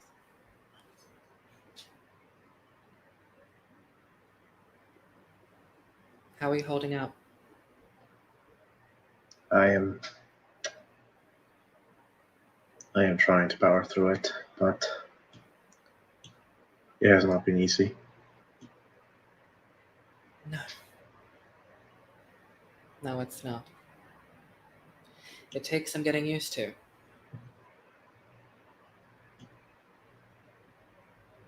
When did this happen? Just yesterday, Wow. Very recent. the giant man just nods. He isn't wearing any shirt right now. He only has his collar on, and his tattooed body's in full display.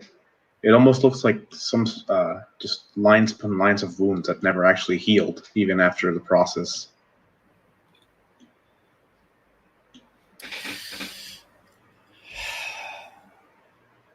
It wasn't a peachy situation, was it? You didn't really get much choice. From what I was told, I was on the verge of death when I was done. So no. Yeah, that's usually how it is.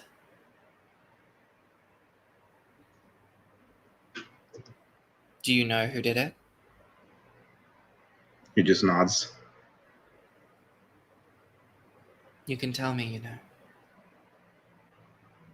It's my job.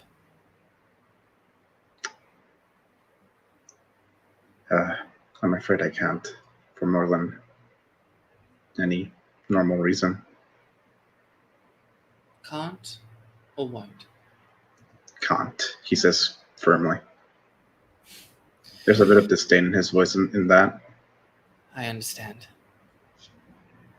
It is cruel, but I understand. I do not blame you. There are powers that be that can refrain someone from speaking freely, isn't there? Yes, and I came across them very quickly.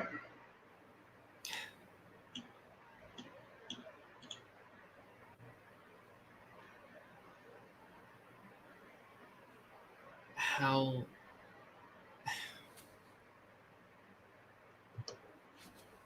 Are they teaching you? I was told all there is to know, or no, most. Nobody told me I would have to bring back the food that I ate. Yeah. It's awkward.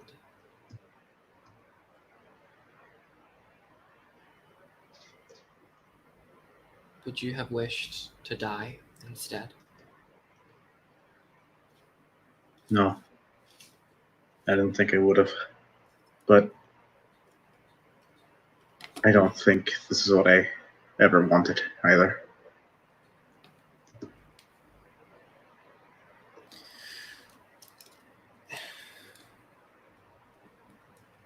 Very few have a choice. They are taken and changed. And that change is the last change they will ever have before becoming completely stagnant. What family do you belong to?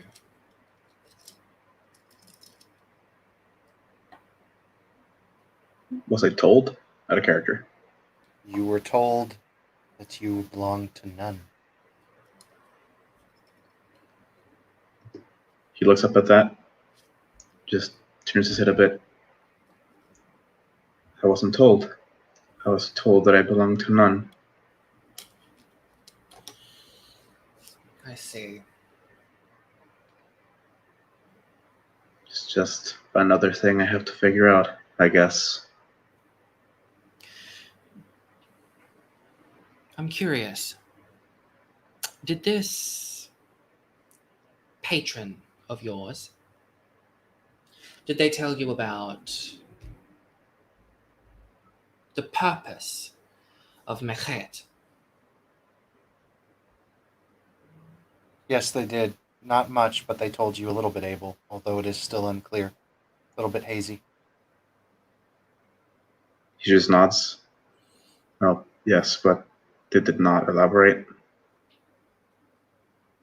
I can't imagine that they went into too much detail. There's a lot to talk about. I have connections. I can set up some schooling of sorts, some mentoring. I would very much like to meet this person that you've I'd like to meet your patron. Exchange some words.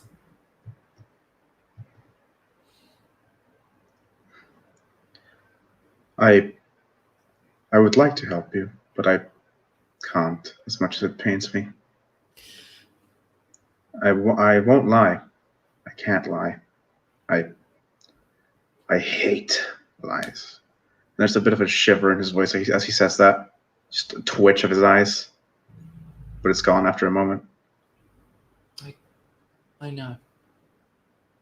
But unfortunately, you now live in a world of lies that births more lies. You are now a lie.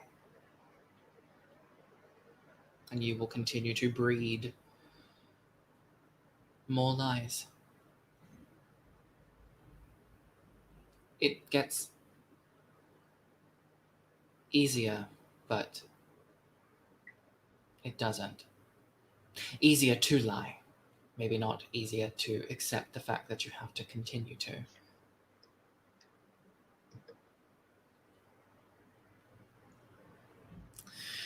You are unable to tell me anything about your patron, but perhaps you were able to give a message to them on my behalf. I could do that, yes. Let them know that I would like to speak with them.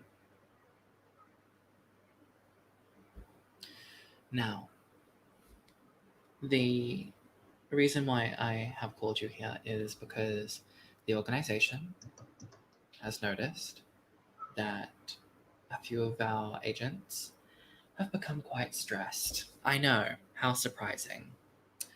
They want to know how you're doing, what you would like to perhaps alleviate some of that stress. And for me to provide those things, we're checking in. We wouldn't want our agents to buckle under the weight.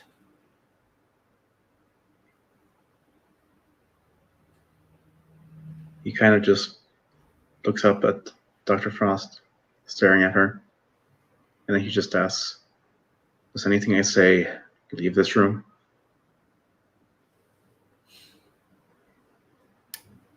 I will not tell anyone anything.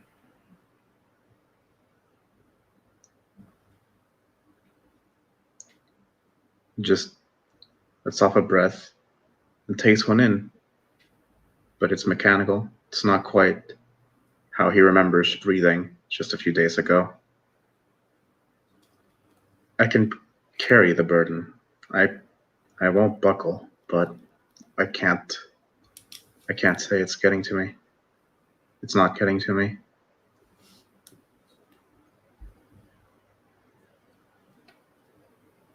So I've had to lie, and I hated it, and eventually told the truth to someone I think I can trust. I hope I can. But beyond that, the bunker, that didn't go well for anyone. And for me, well, those eyes are still there. I can still see them in every corner. Whatever that thing was, it is still after me. And I just, for all my strength, for all my skill with my sword, I just can't kill it. There are some problems in this world that can't be solved by killing, unfortunately. Some things are too big to kill. At least for now.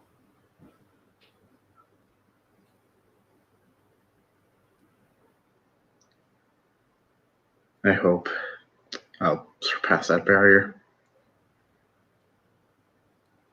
The older you get, the more powerful you become. And because you are what you are now, you have a long time to live and grow. And eventually, perhaps not anytime soon, you will be able to defeat this threat.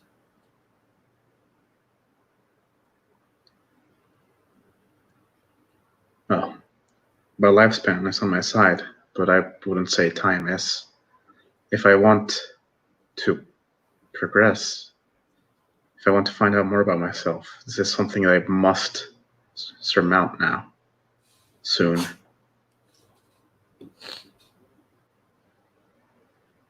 Well, then let's focus on alleviating as much of the stress as we can. The organization can do what they have to make sure that you are well fed, so that you do not become overly emotional, let's say. He just lets off a breath at that, scowling a bit. It is ugly, I know, but a necessary evil. This means that you will not have to worry about the constant threat of performing a mistake, doing one of the most fundamental things that your kind has to do.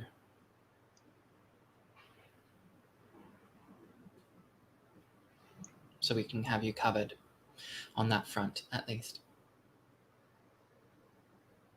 I We hope can so. give you a place, if you need it.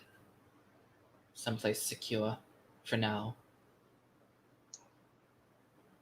Well, I already have one. I live here. I mean,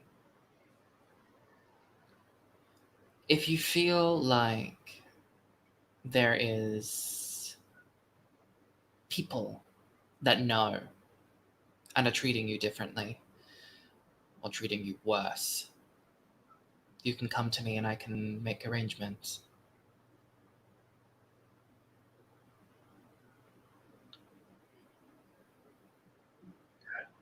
Well, thank you. I'll keep it in mind. But there is a big reason why I cannot simply leave now.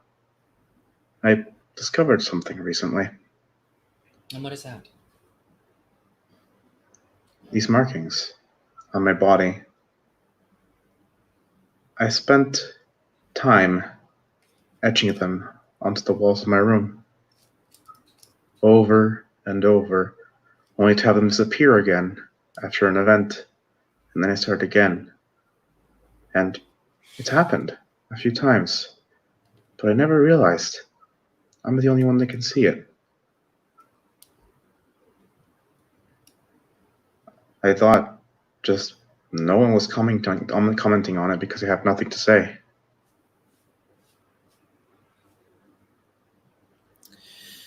Perhaps they do not have the eyes that you do, that people gifted with such things have. Much remains hidden, even to those that dwell within the hidden world. I I can suppose so.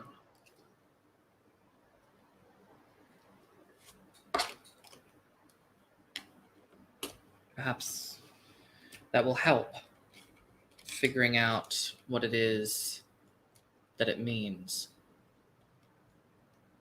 Or perhaps it will just help you knowing that someone else can see it and you're not going crazy.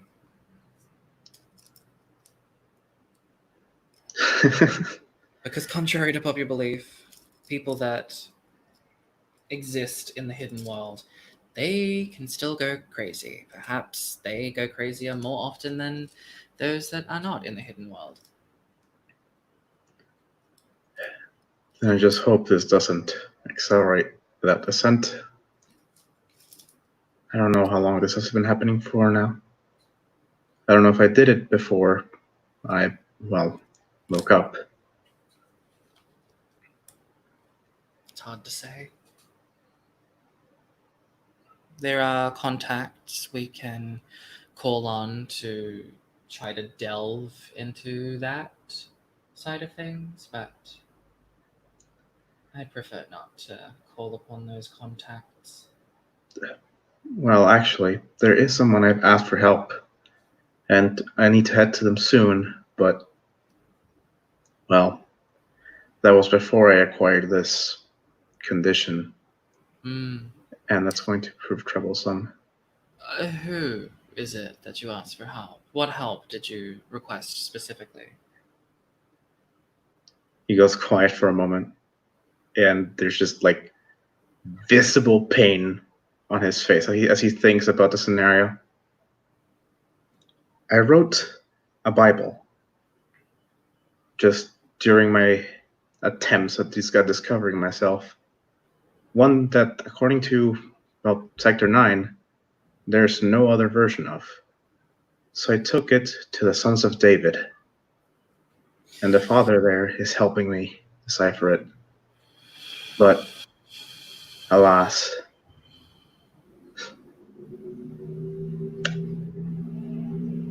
this happened. I see. Well, I'm glad that you have shared that with me. Understand that the Sons of David, they are zealous. They hide it well, but they are. They butcher and burn. They manipulate and scheme, then hide behind the curtains and curtails of something greater. All their sins and their actions instantly absolved. Or at least that's what they say. That's what they tell themselves so that they can sleep better. I have evidence and proof and experience to know that that is all bullshit. All crazy talk. And trust me, I'm allowed to say that. I've been educated in mental illness. I know crazy when I see it. Going back there is suicide. How quick that suicide is, who knows? But it is absolutely suicide. They will use you until you are of no use, and then they will kill you in the most inventive ways possible to them.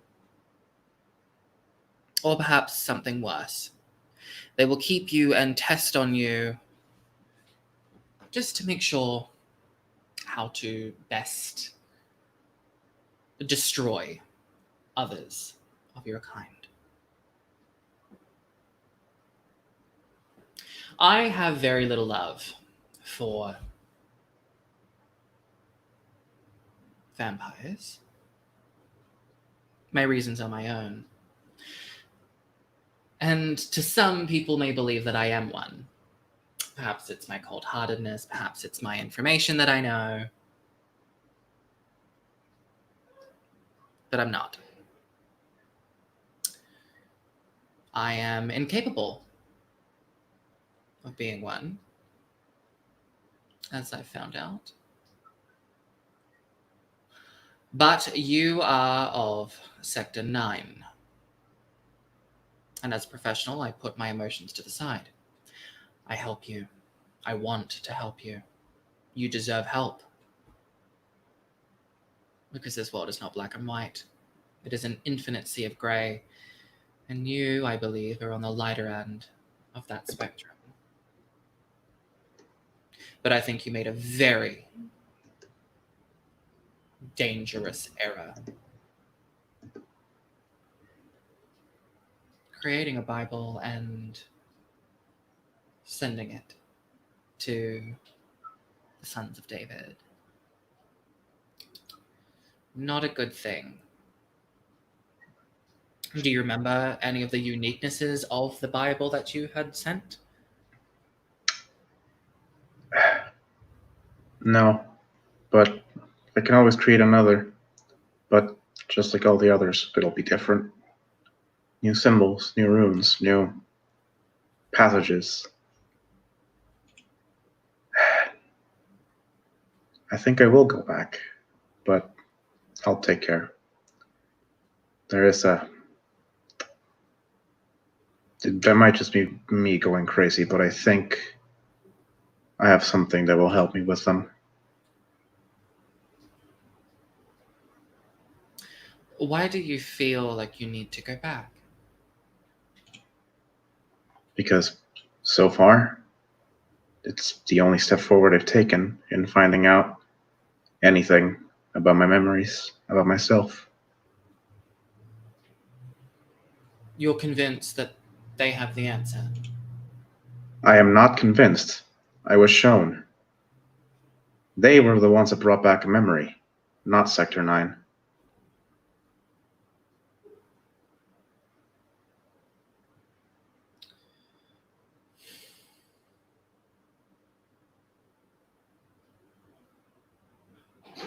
They're very clever. I'll give them that. Then again, cults usually are. I do want to help you. I do. But if you continue to walk down the path in helping the sons of David, my opportunities to help you will begin to be shut off. The paths that I can take will become limited. And if you go too far down the path of the sons of David, I'm afraid that I will not be able to help you anymore.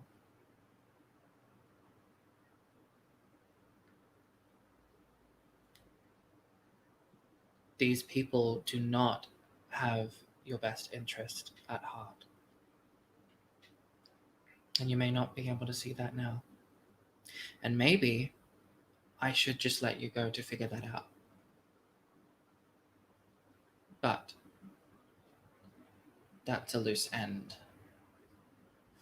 And you know about Sector 9.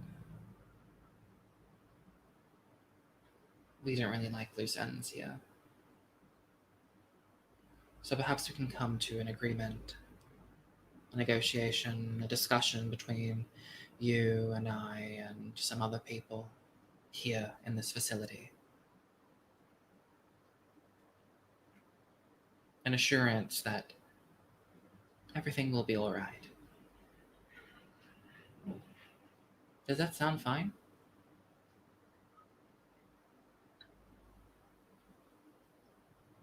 He's quiet for a moment, looking at the wall.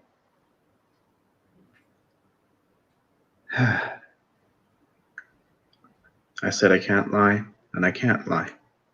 I don't think it would be fine. With this change, I was given a measure of freedom I never had before. And I think I will exert it on this issue.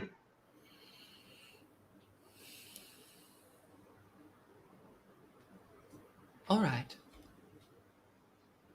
Just make sure to tell your patron that I would very much like to speak with them. I have so much to say. I will. And please, be very, very careful. You're in the hidden world now, and things are infinitely more dangerous. It's one thing to know of the hidden world, but to be in it,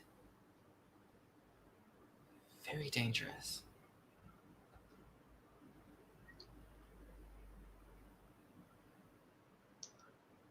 You're right.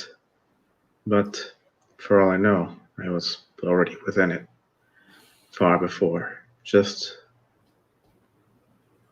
Well, there's nowhere for me to go but forward now. Of course. But I am not going to just die. No. At least I will not die until I find something. I find someone.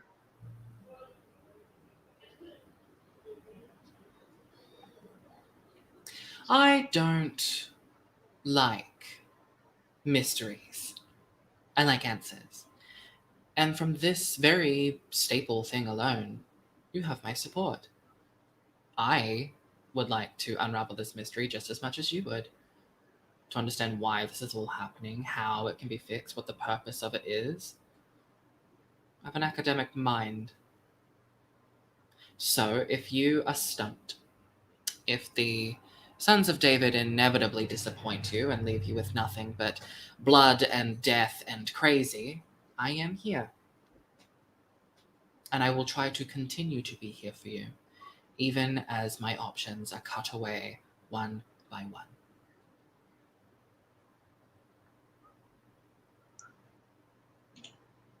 Abel actually smiles at that a bit. Usually, I would have people stay the night here. It is part of the contract after all. I think, for you at least, you will stay for a little bit. An evaluation will be done. A separate one, different thing. Scientific mumbo jumbo, don't worry about it. But instead of you staying the night and us monitoring your sleep, we'll let you go. It seems you have bigger and better things to do. He just nods a bit. Thank you. And I appreciate that you want to help me. And I'll be sure to take you up on it, even if nothing goes wrong. And I hope it doesn't. But, like I said, I can't lie. After tonight, we will see each other again. Yes, I think we will. Edward, Yes, ma'am. Abel, this way, please. He just nods and stands up to his full height again. Suppose he seems more upright than before. The shadows didn't press in on him as much as he walked. stay safe, Abel. Same to you, Dr. Frost.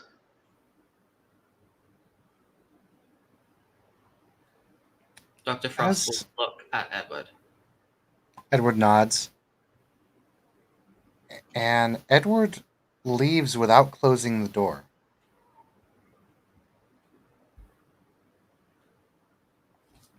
After Abel and Edward leave, the door slowly closes on its own.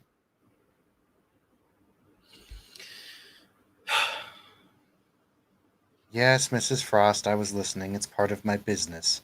As a man in a very nice suit and glasses seems to just step out of the air.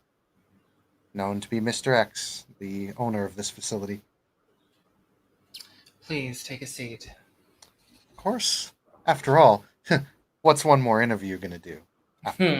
After all, Miss Frost, I do feel I need a psychic evaluation myself, you know?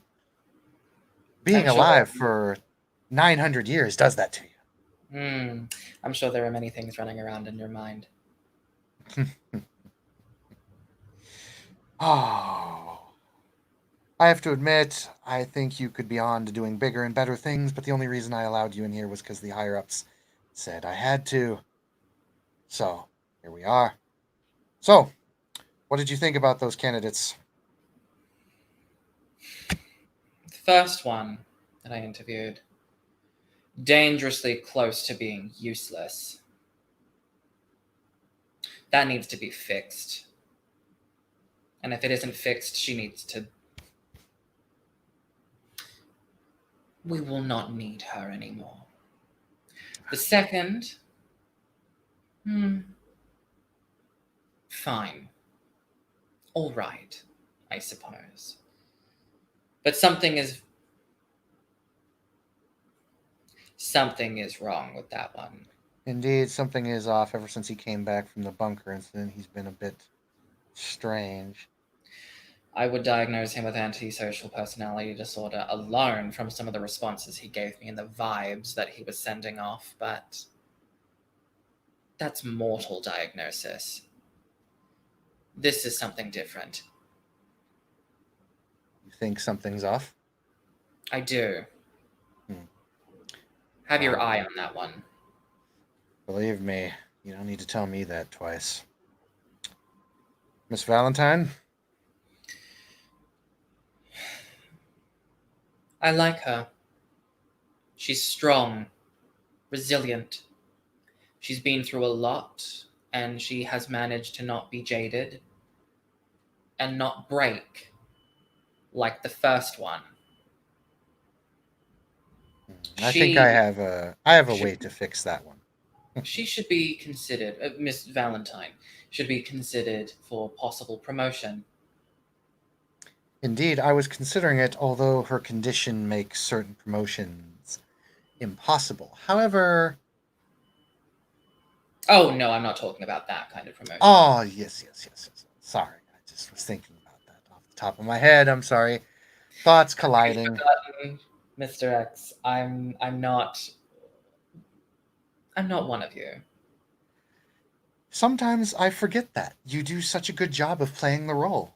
I know, my cold-heartedness is very similar to that of your kind. Yes. You blend in very good. Strategy. What makes Hmm. you valuable. What about Abel? He's an idiot. He provided a Bible to the sons of David. Mm-hmm. He is new, so I will withhold my intense ire.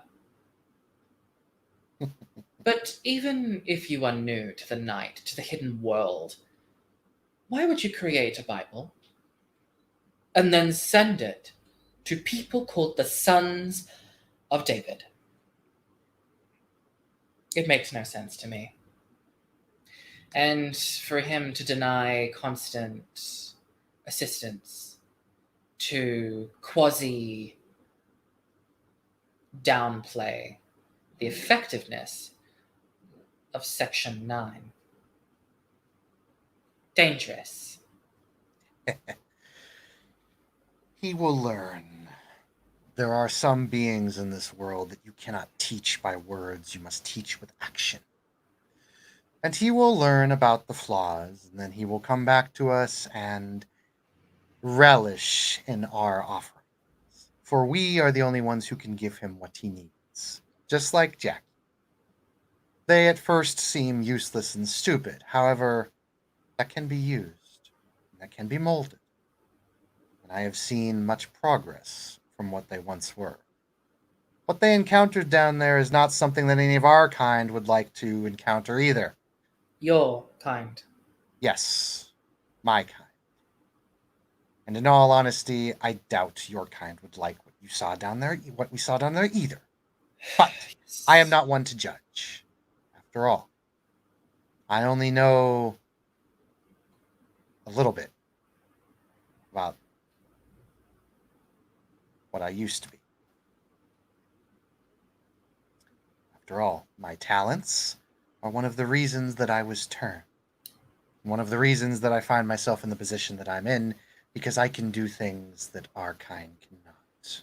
Yes, we know you're important and very talented and good looking and very good at monologues. It's instinct to remember this, Miss Frost. Work with me here. Anywho, you've evaluated the subjects. We have the next phase going down, and they were a complete success. I'm not going to throw away thousands of years of research that we've gotten to. I don't care what the circle says. The Ordo is the future now, and we have made progress. And I have done something that no one thought was possible. Get a girl's number? He kind of looks at you with that really twisted smile of someone who just wants to break your face but won't. He says, No, no. I made something that hasn't been seen in thousands of years. What? Why should I even bother telling you? It's of nothing to your kind. In my kind, it's something truly spectacular. But won't you feel great having told someone of a major victory? Of course, I'll feel great about telling someone about a major victory if I actually told it to someone who gave a damn. I do care. I just have to deal with 4 ants that thought they were something. And my cold, cannot give a fuck heart can only take so much. So allow me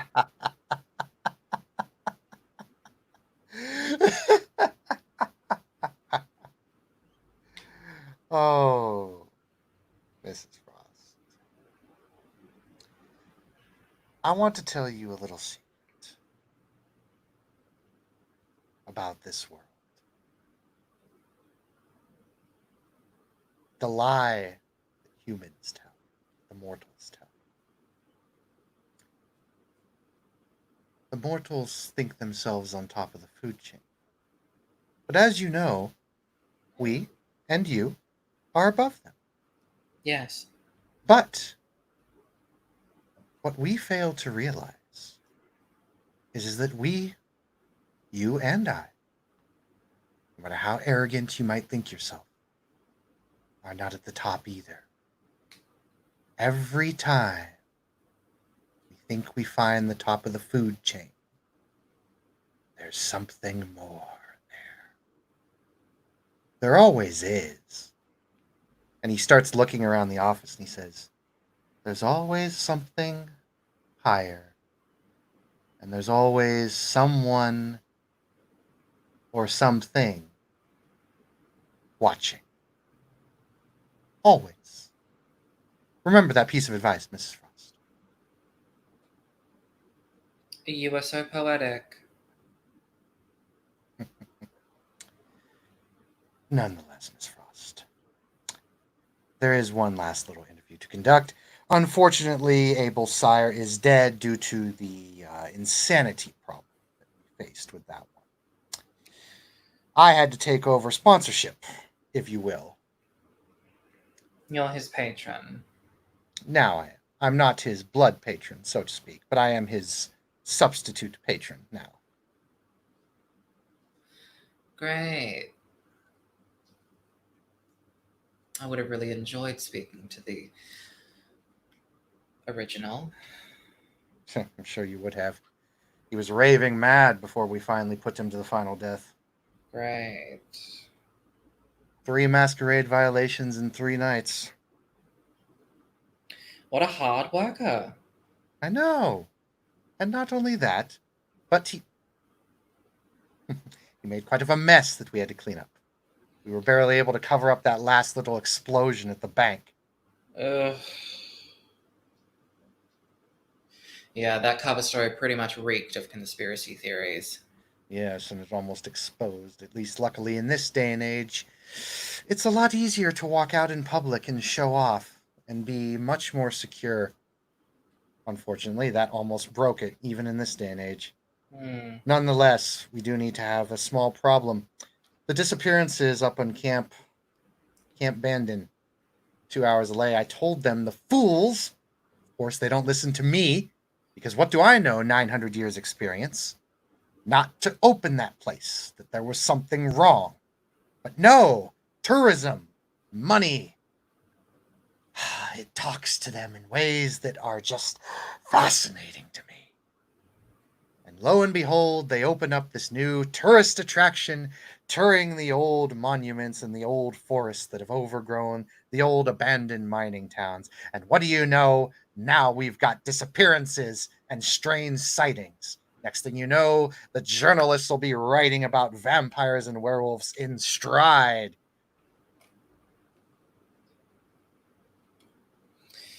What do you need from me?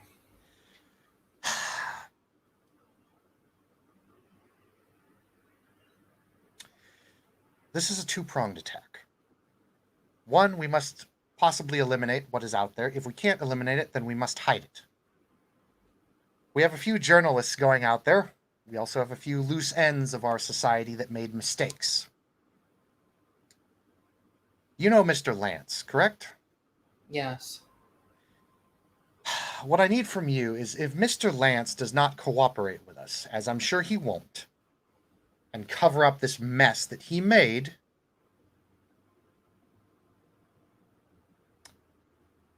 he's yours. With whatever to do, with whatever you see fit. Consider it an apology for the last discretion that our kind did. Oh, I suppose it's a good start.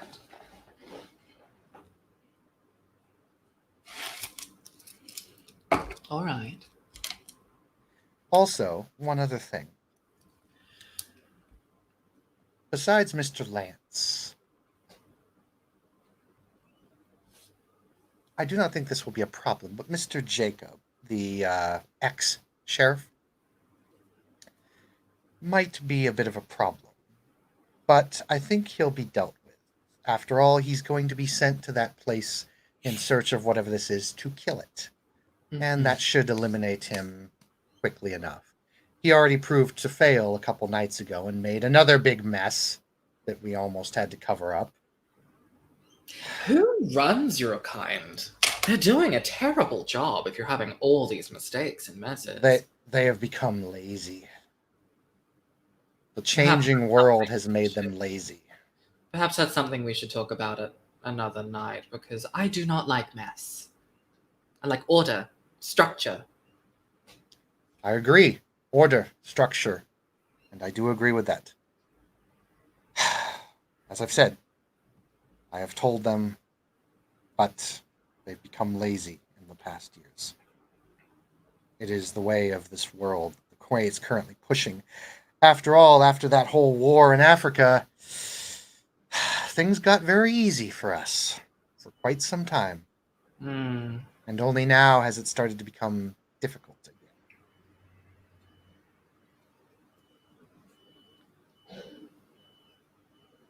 It's what 500 years of peace does. Breeds laziness and incompetence. Yes, it very much does. That is why to have order and structure, you must have chaos. For without chaos, order and structure do not exist. You need to tear Against it the down chaos. before you build it up again. Exactly. Exactly, Mrs. Frost. People say that it's more rewarding to work on something and improve it and make it better. These people don't know what they're talking about. Those people have not lived past 100. These people barely live past 50. No, even with the new day and age, with all modern medicine and lifespans extending.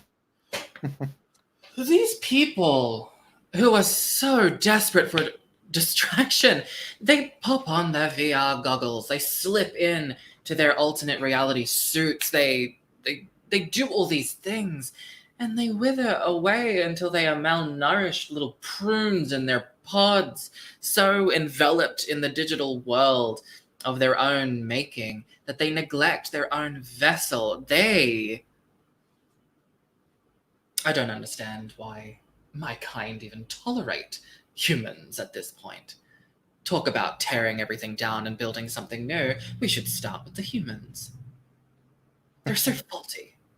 They're so ugly. The biggest disappointment. Yes. But they shape reality. And The they only use for are the them. ones who set the laws. Sadly. It wasn't always like that. He actually gets kind of a pained look on his face and he says, yeah, it wasn't always like that. Dr. Frost leans across the table and looks at him with eyes that kind of glow like static TV screens. He does not trust her, so he does not look into her eyes. When she speaks, it's kind of got that ring, like slightly off microphone. We can bring that age back again, you and I. You have the mind of a brilliant genius, as much as I tease and prod you. With your mind and your thirst for knowledge and answers, and with my network of resources, we can set the scale to its proper place again.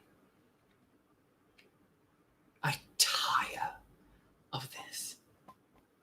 Your section that you've made is good and brilliant, but there is only so long that I can pretend now. I've been at this for so long. I'm rusting. And I hate it. Oh, I think things are about to get very interesting here sooner or later. And you can squeeze off that old rust. And yes, I will help you. I do not think we will succeed in what you want. But yours and mine goals do align, and I will aid you in this. However, there is something I wish to ask you. Hmm. What's out in the woods that has you so spooked? I've never seen you spooked before. That was a enjoyable moment. But I have to admit, Mrs. Frost, it did put me off because I've never, ever seen you afraid of anything.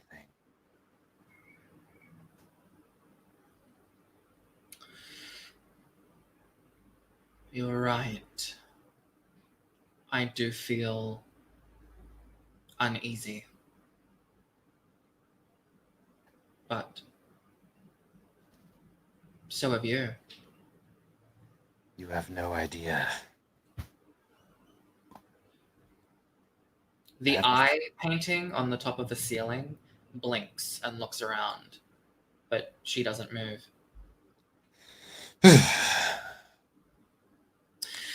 You, not that long ago, had a visit, or a visitor, didn't you?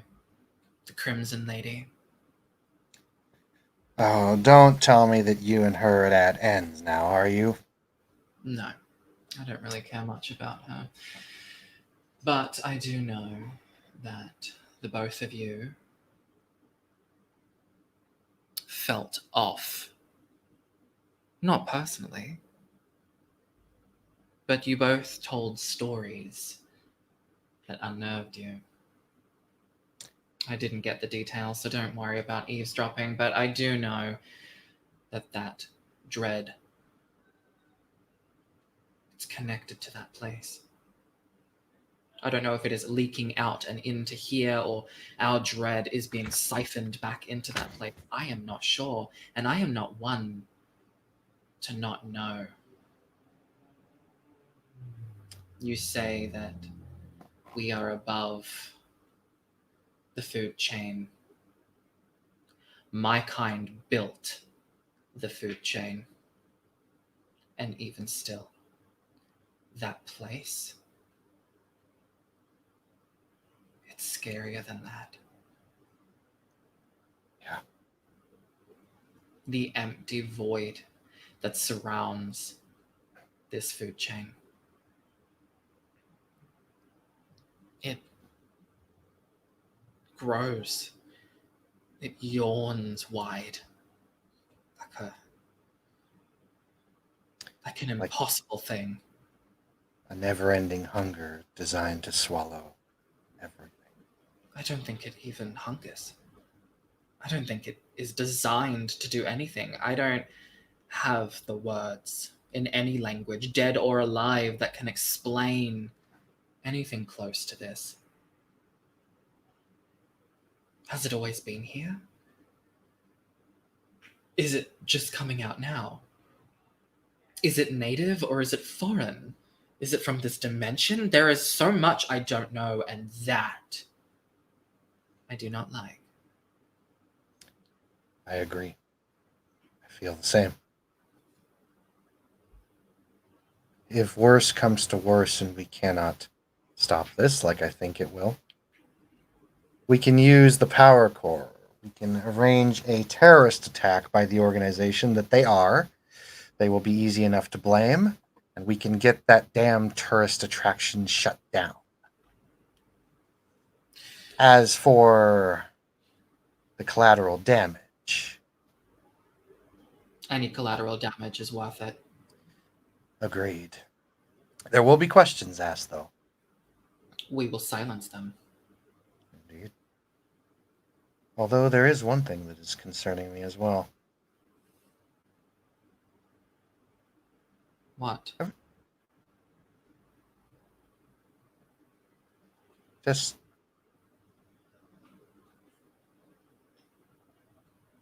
I don't know. I don't know. It's just something on the back of my mind. You're in the doctor's office. You can tell me anything.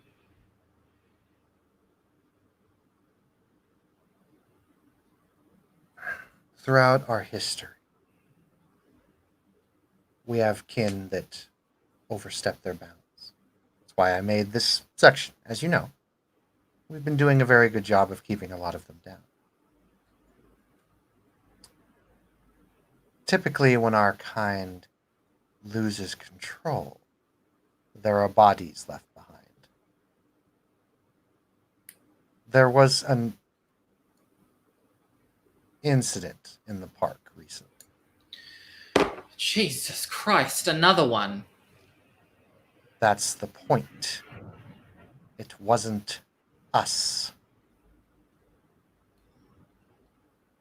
Then who was it? We don't know. At first, we thought it was another kindred. But then the signs became obvious that it was not. Our kind does not eat the hearts of our victims.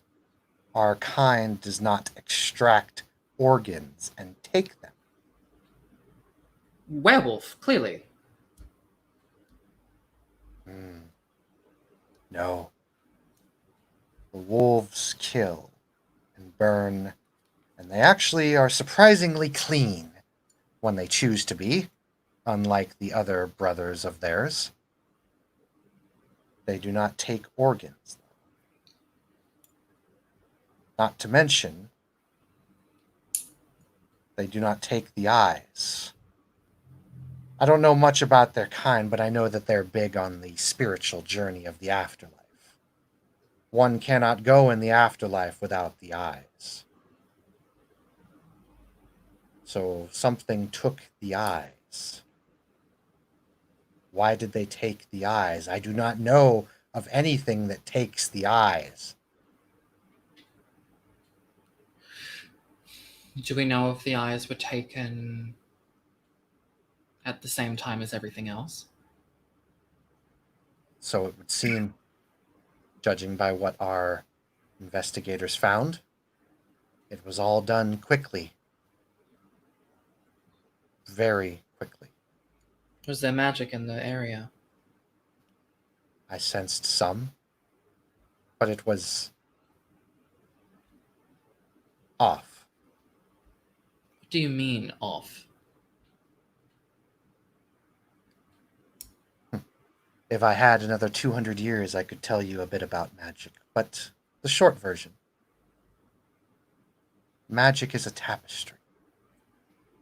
It flows like a river across everything, neat in crackles of lightning and lines and ribbons and strands. This magic was broken and tattered. It felt disconnected.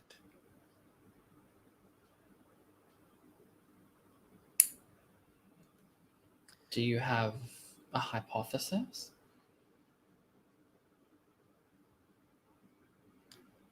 I don't know if you'd believe me if I told you. Try me.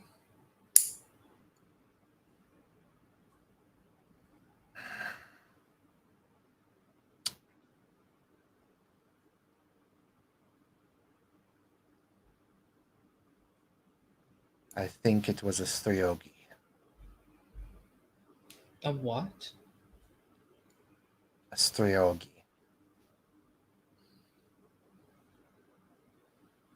Or perhaps it was a demon. But no, I think it was a Stryogi. So very funny. Tell me more about this Stryogi. The Stryogi are beings that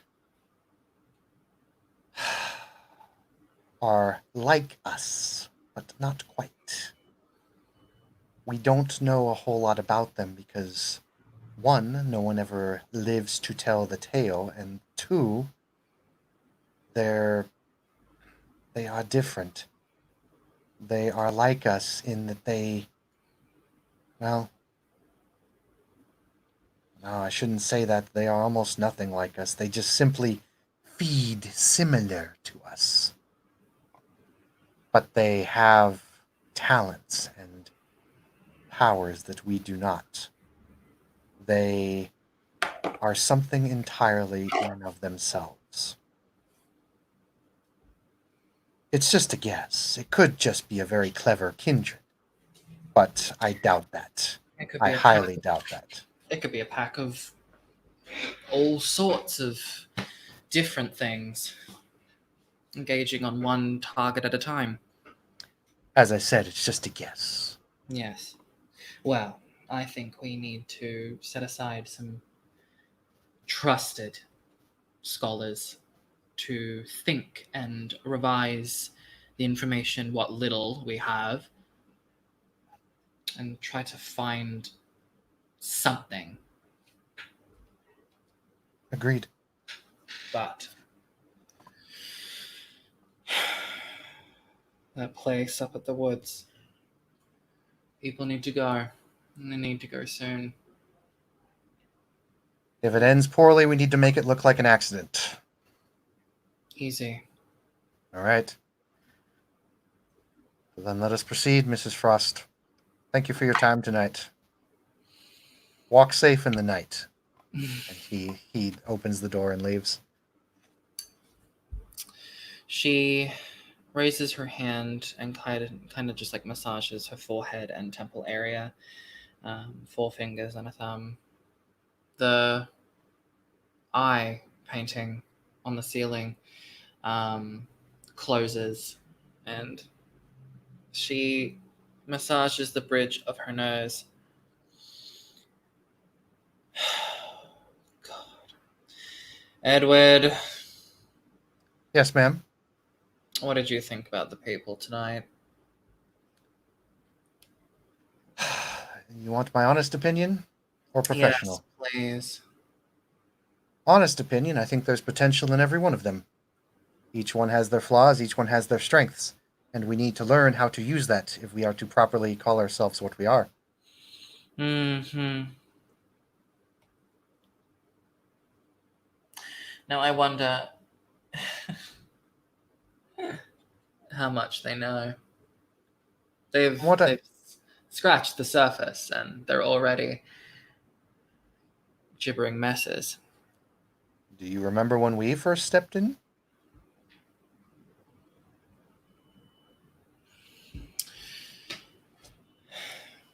I was confused, but it didn't take long for me. I doubt it will take long for them either. They just will have the biggest wall to jump. And once they jump it, things will be fine. The hurdle will be that wall. Some of them have been damaged beyond most mortal repair. So once they get over the wall, they will only then will they truly begin to grow. Well, I hope they show signs soon, because I grow tired of coddling them. Then why do you coddle them? Because if I don't coddle them, they would be dead. And I'm not wasteful. No, I suppose not. Remember your place. As always, I am your humble servant. Mm-hmm. Is there anything else you require, ma'am? Oh, a great many things, but nothing that you can provide. Truly, it wounds my heart. Mm-hmm. What heart?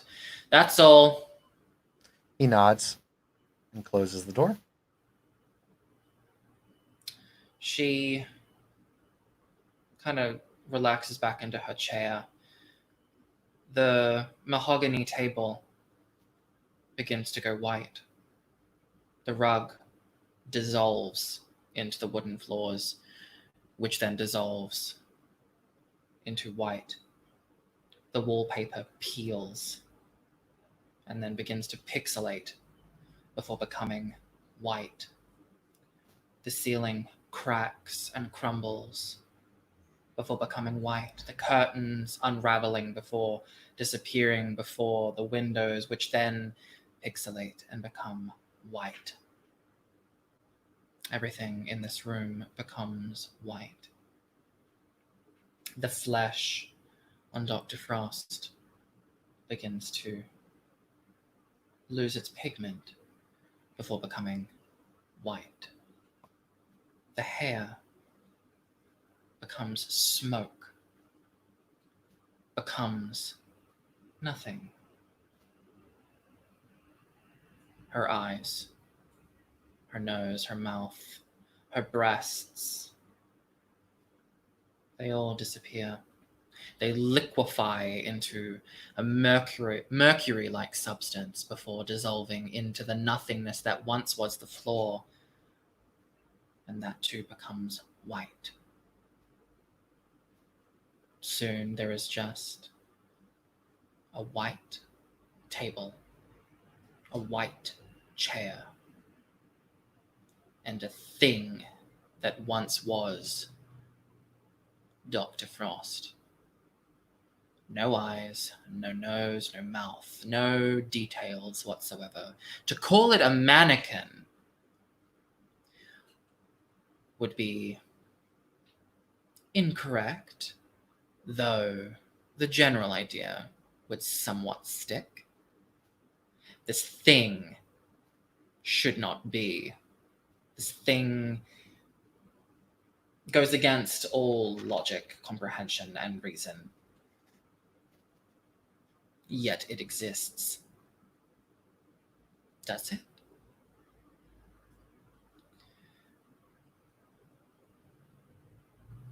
Perhaps someday someone will find out. That is it for tonight. Thank you, players, for playing. Thank you, watchers, for watching. This has been another session of San Francisco by Night, Hunter the Vigil.